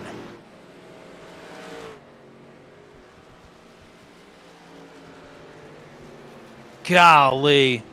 Vroman and McKinnon are going to be ticked off, and Poliski is too, because they had the podium on lock. But their misfortunes are the gain of Ryan Dye and his new team owner, Matt Williamson. This has got to feel pretty damn good for you as well.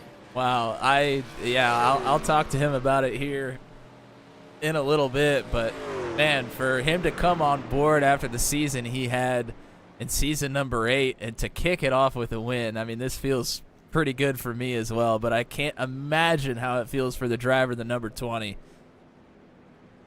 I'm going to present this information factually and not in any way exaggerated. Ryan Dye had one top 10 finish last season, and he finished an additional race. That's it. 2 finishes last season in all the starts that he had. A miserable season for the 2-time Venom Truck Series champion. And this one, for all the work that Ryan has been doing in the sim and out of the sim, in his personal life, this has got to feel pretty damn good. And you're going to see the love from drivers not even on his team, but very much rooting for the number 20 after the season he had that you just mentioned.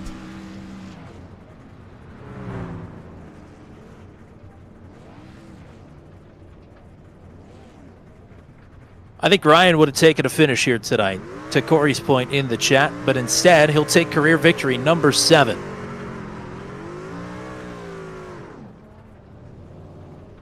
And his first Rocketman Memorial Trophy here at Daytona. Matt Schlosser sneaks in for a podium. Greg Bradshaw in his series debut will get through the calamity in 4th. Tyler Logan in 5th. And we're not going to leave the celebration until this truck is blown up or parked. But we definitely have a lot to look at here before we get into our post-race interviews and such. Because that was quite the turn of events. Yeah, it certainly was. We'll go in search of some replays here as Ryan has parked it here right in front of the start-finish line. The one thing I did not look at before we came on air today is what the closest finish in Venom Truck Series history is. This has definitely got to be in the running, though. 22 one-thousandths of a second, and the top 2 have parked it here in the infield at Daytona. Let's go ahead and take a look at how this came to be. Yeah, I was hoping to go back a little bit further and see the field catching Palumbo, but we're not going to worry about that at this moment. I mean, Ryan Dye, this is coming to the white flag. He is 4th in line on the bottom. The 3 trucks in front of him are a lap down, essentially, at this point. And you got a whole team on the top side working together. You got Vroman in the 00, McKinnon in the 12, and Andy Poliski in the 32. Now, the bottom does get a bit of a surge of momentum through turns 1 and 2, but Broke Guy comes right back with a big shot here through turn 3. And it's looking like they're just going to have it for the taking any way they want it, basically. But this is where things change. Jeremy McKinnon is going to try and go for the win. And you and I kind of spoke about that for a brief moment earlier. We thought that might happen. But it ends up he turns Steve Vroman, his teammate, into the outside wall. Andy Poliski's trying to shoot the middle. He gets involved with McKinnon.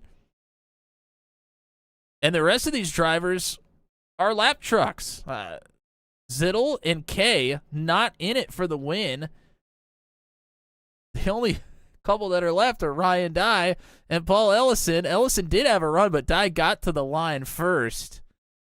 I mean, that Dye had to just be happy with finishing the race, potentially in the top 5 on the bottom, and a win just falls into his lap after the absolute implosion of Broke Guy Racing there out of 4.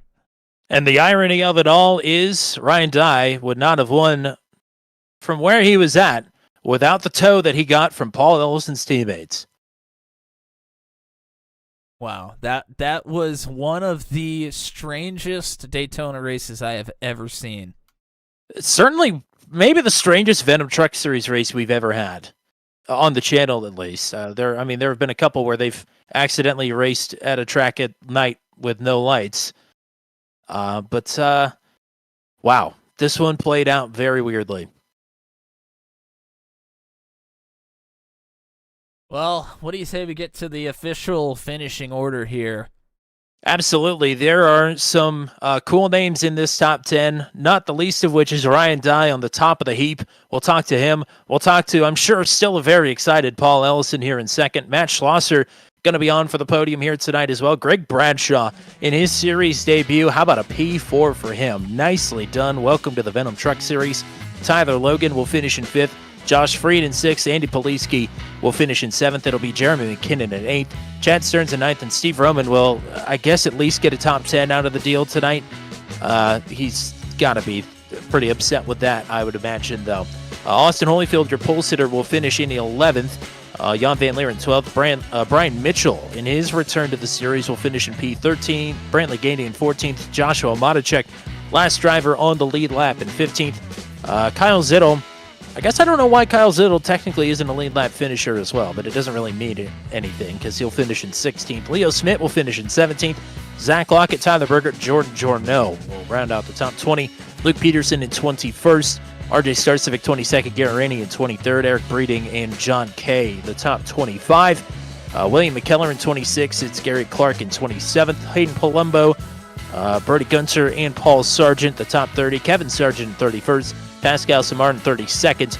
And only 2 DNFs, Cole Maxwell and Josh Jackson, as Kyle Dumick disconnected during the duel race and never came back. So he will not be credited with a start here tonight. What an interesting, very weird race to open up season number 9, but it's not weird to see Matt Schlosser on the podium at the end of the night, no matter what track we rolled into. Way to start the season off on the right foot here with a P3 at Daytona. Hey, thanks. Yeah, anytime you can get a podium at a speedway track, it's freaking awesome. So I'm happy with that. Just a bizarre night. Strategy all over the place. No cautions. And you find yourself at the end of this thing, not with teammates, but certainly amongst friends there on the top side. But it all kind of goes kaboom before you guys are able to make anything of it. Yeah, it was I mean, to be honest, wasn't sure how I was going to advance. I was like, we might try to get something going way up top.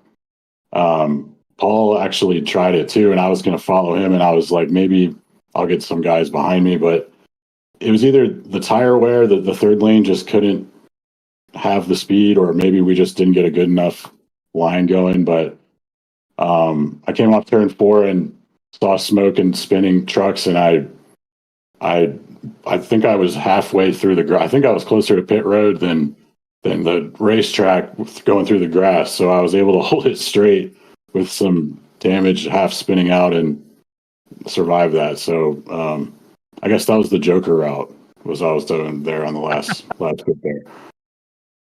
The Society of Matt's showing out here early. What you got, partner? Yeah, congrats on a great finish here. Matt, you kind of mentioned it, tire wear. We almost never talk about tire wear at a Daytona or a Talladega-style racetrack. However, when you go throughout the whole race without any cautions, nobody's taking tires on those pit stops. I mean, could you feel it underneath of the truck that you definitely couldn't make the moves that you may have been able to make earlier in the race? Yeah, it was definitely getting really greasy out there. Like you couldn't be as crisp and precise. It felt like you kind of had to like it wasn't anywhere near as bad, but it reminded me a little bit of like a street stock at Charlotte or something, where you're just kind of like sliding around a bit.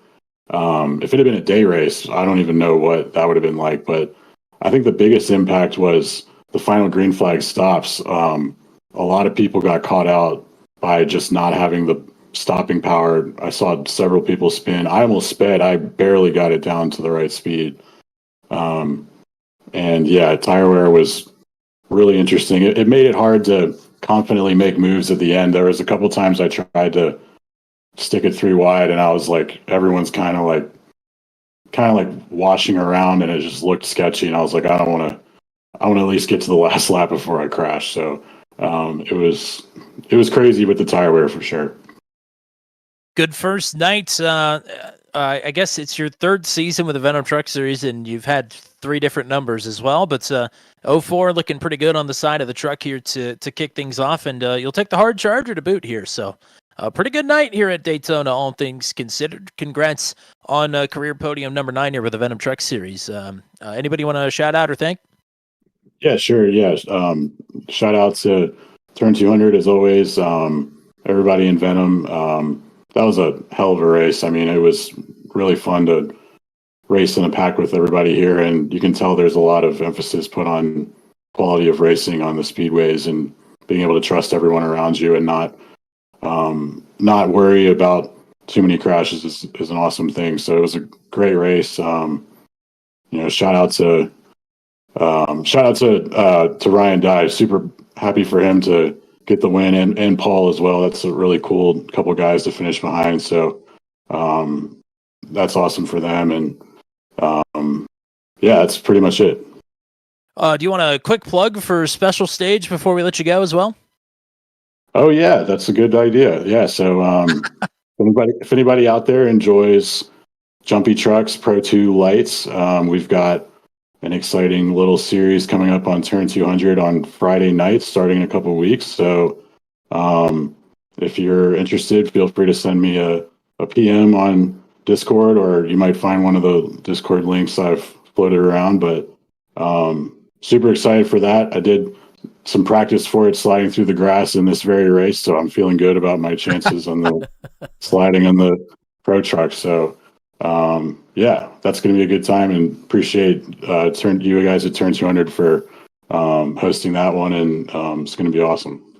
Absolutely. We're looking forward to it, partner. But looking forward to a strong season from you once again here in season number 9, your 3rd season here in the VTS. Congrats on a podium to open things up. Go celebrate. We'll talk to you again hopefully next week. All right, cool. Thanks again. Bye. All right, we'll talk to this gentleman who reemerged on the channel last night at Michigan and had a pretty good run there, but I would say it's nothing compared to what we got out of Paul Ellison here tonight. The runner-up finish. He's back in style with the Venom Truck Series, back on the podium. Way to open things up here this season. Congrats. Thank you. I just piss excellence apparently, so I'm just doing great. So Oh man, I mean, what a wonky race. Very very weird. Yeah. But I mean I mean you're good at this super speedway racing thing. You put yourself in a good position to be here at the end of this one and behind a bunch of drivers that maybe you had the feeling, we certainly did, that they all might tangle by the end of it. Yeah, I love broke guy, but they have a tendency to break themselves sometimes. They're all very good super speedway drivers, very good guys, but they all want to win. So I was trying to kept trying. Made my way up there by squeezing through the middle on people, and so I started teasing Andy with it, hoping that he would try to keep shutting the door, and he did. And then I tried to throw it up on the outside, and Matt tried to go with me. We just didn't have the help. So then I was like, well, let's see what happens. Well, Matt mentioned as well. I mean, with the way that this shook out, a completely caution-free race, lap traffic just all over the place in this lead pack. Third line was not going to work with the track conditions and also the tire conditions as well. Yeah, there just wasn't nothing there, but I didn't have an option. Tried it, didn't work. So then I just prayed that there would be a nice little wreck in front of me and I could squeeze through it. It happened. I got down there right beside Ryan. I was like, I'm not going to wreck Ryan. I'm perfectly fine finishing second to him, but I'm going to make him work for it. And that he definitely had to do. Matt, what you got?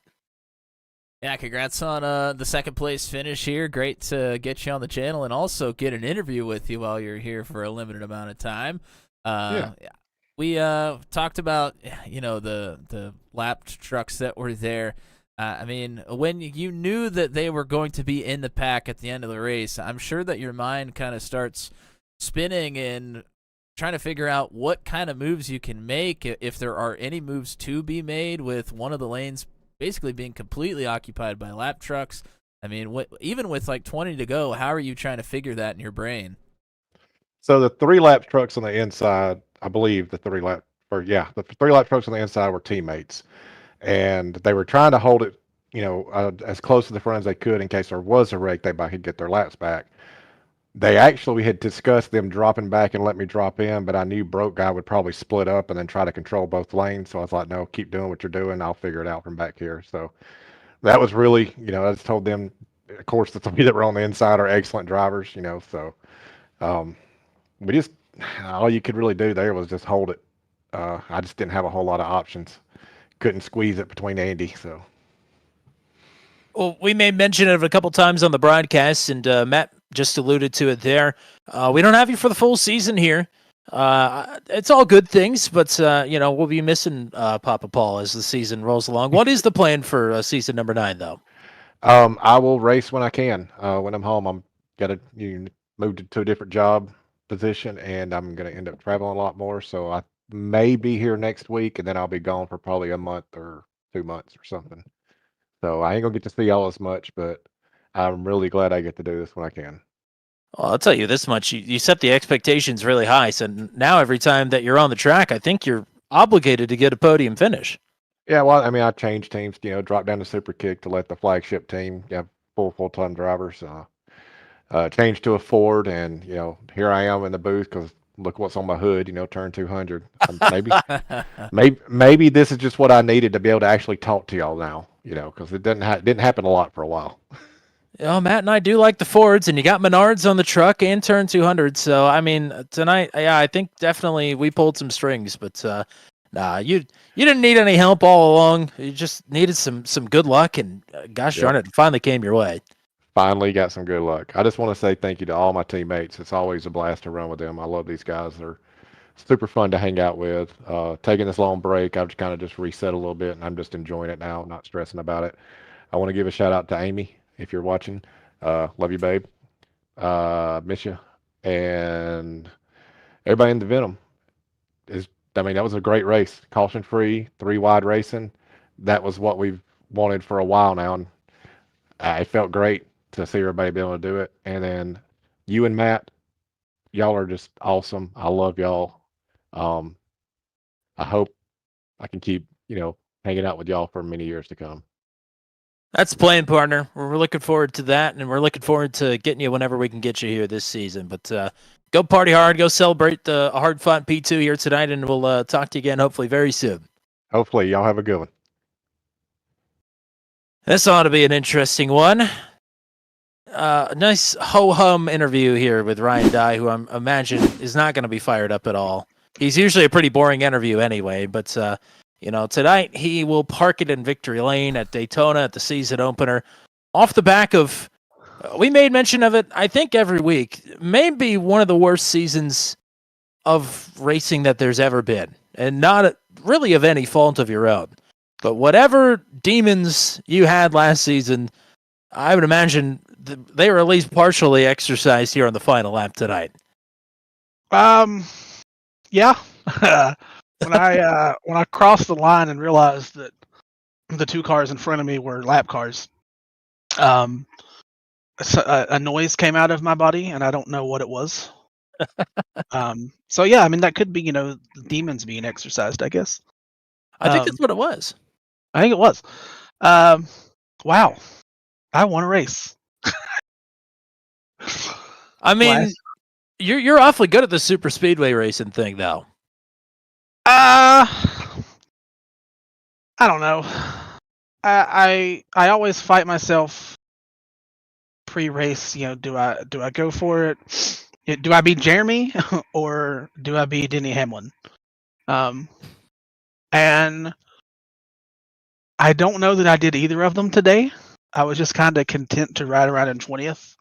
I was more concerned with having limited help on pit stops. I was more concerned about making sure I was on the bottom at all times, and somewhere near a truck in a bigger team, so that if I saw them dive off, I could dive off with them. So kind of just did that, and then once we came back out with 15-ish to go, and realized you're in the top 10 with a chance to win it, then you can start thinking about more daring moves, which I still didn't even try any of those either, to be honest. But the thought at least crossed my mind at that point.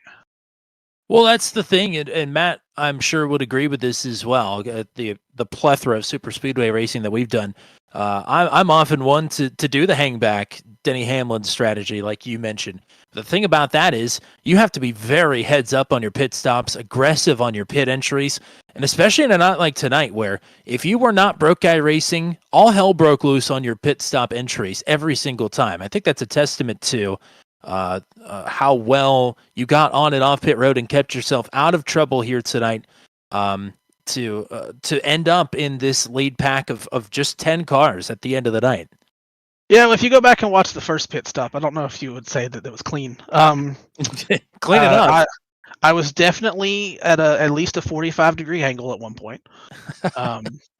I hit the line before the commitment line. There's that line right before it. I hit it doing about 90. Just full locked up. Trying A, not to spin it, and B, not to speed. So that was that one. And then on the second one, when I pit with Alabama gang, I had a much better entry, and then I look up and there's a truck facing me in the pit lane, which I think was Brody. So that wasn't even an easy pit entrance either. But yeah, I mean, I guess you can call it luck. I just got lucky that I pit at the times where I wasn't going to get collected in the other incidents everybody else was having, and also I didn't get left out to dry. So I'm pretty pumped for that. Well, let's have a team debrief, Matt. What you got for your team driver?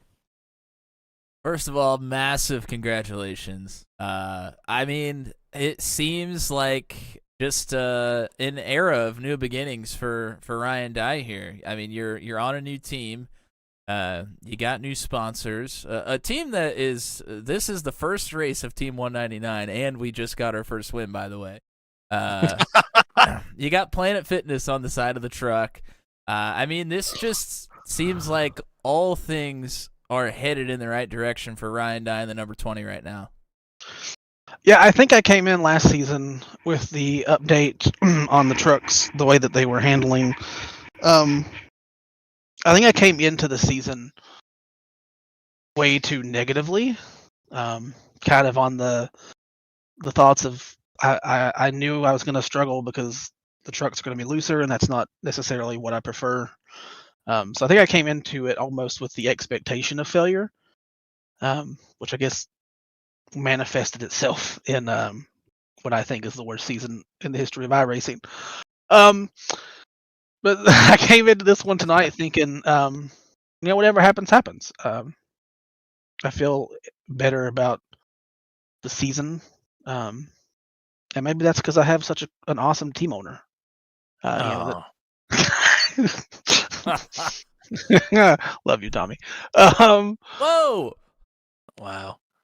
I love you too, Matt. Calm down. Yeah, your love is contractual, though. Yeah, your love is contractual. Ours is only natural. only monetarily. Yes, I just think I came in with a better mindset tonight.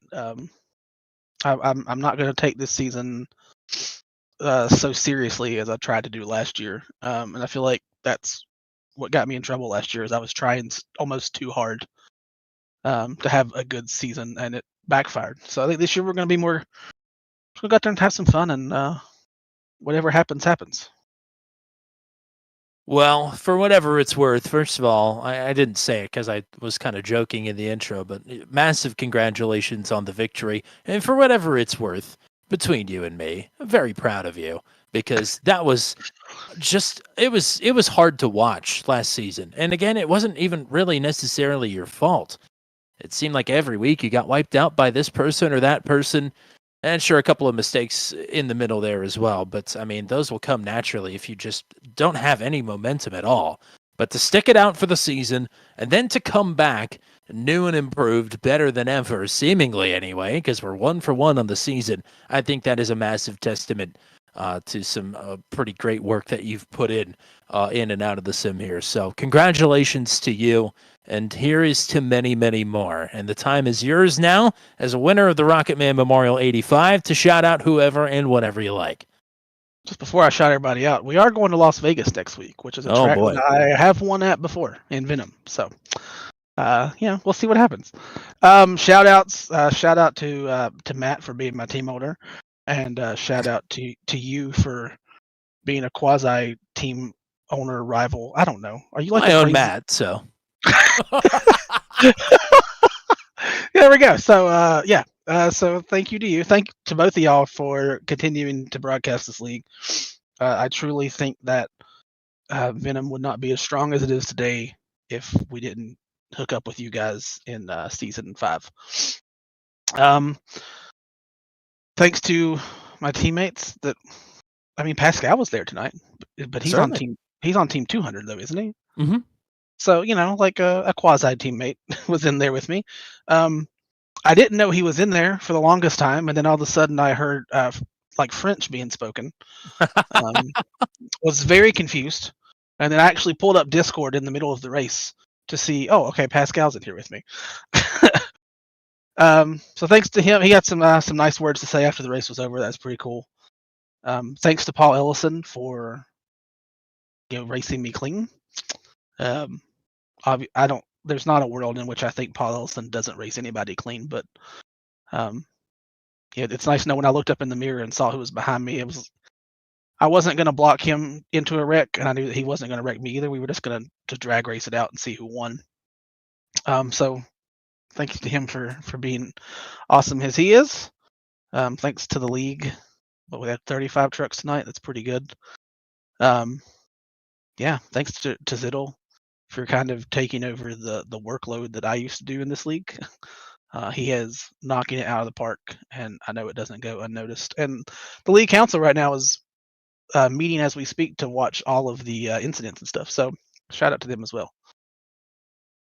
Oh, their workload is fairly light tonight. It goes caution free. There are a couple things in the middle there, but really the powder keg does not explode until the final lap, and the driver in the best position for all of it is one Mr. Ryan Dye, kicking things off the right way in the 20 truck. Congratulations on career victory number 7. Welcome back to Victory Lane in the Venom Truck Series. Go celebrate and go party hard. We will talk to you again, hopefully next week at Las Vegas. I hope so. And before I leave, I must remind you that birds aren't real. Oh, boy. Here we go. All righty. Maybe he hasn't really changed at all. Oh, man. And just like that, we move Ryan Dye out of the booth, and Wow. I mean, joking aside, that was magical. I mean, I'm gutted for Steve Roman. That was his race. But man, it's cool to see Ryan Dye back in victory lane here. He has wanted to get back to victory lane for so long, and just has been struggling to even finish the races. So I think he is quite literally, he is off to the races again after this one. The pep is back in the step.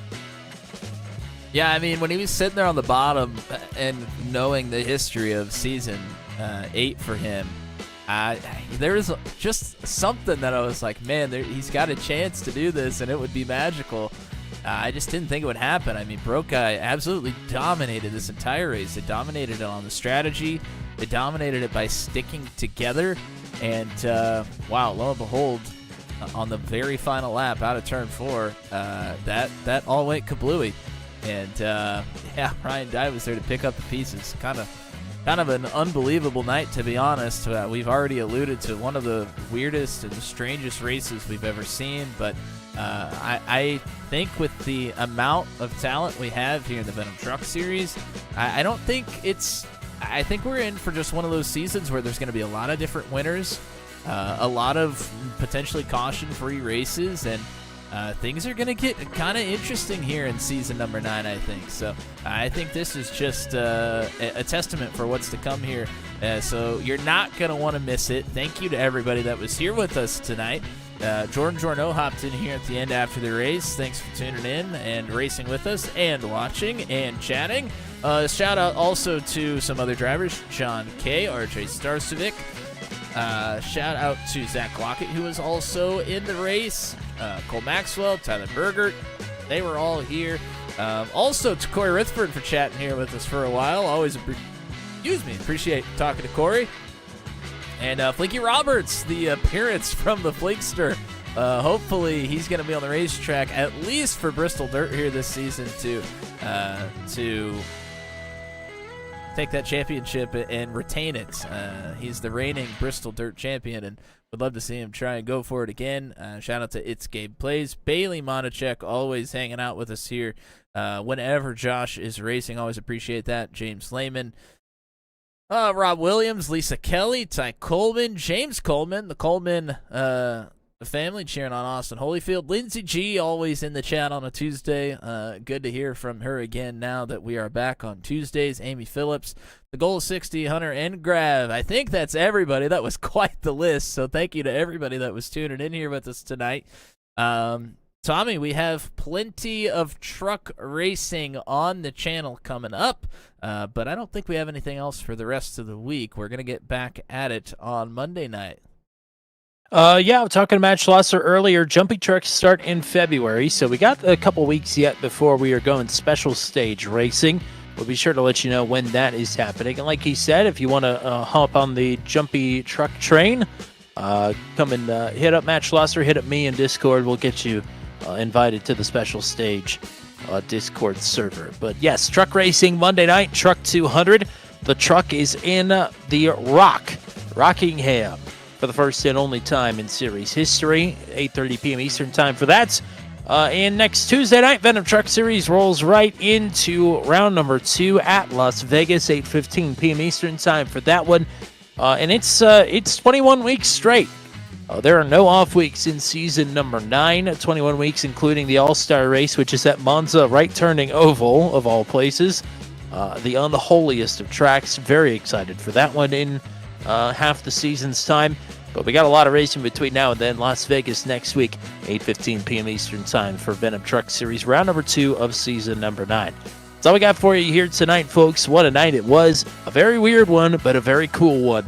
And we're looking forward to many more moments like this down the road in season number 9. For everybody here with the Venom Truck Series, for Ryan Dye, for Kyle Zittel, for the GOAT, the one and only Mr. Matt Williamson, until we meet again from the World Center of Racing, I'm Tommy Cook saying so long, and congratulations to Ryan Dye on breaking the curse and getting career victory number 7 in the Rocketman Memorial 85.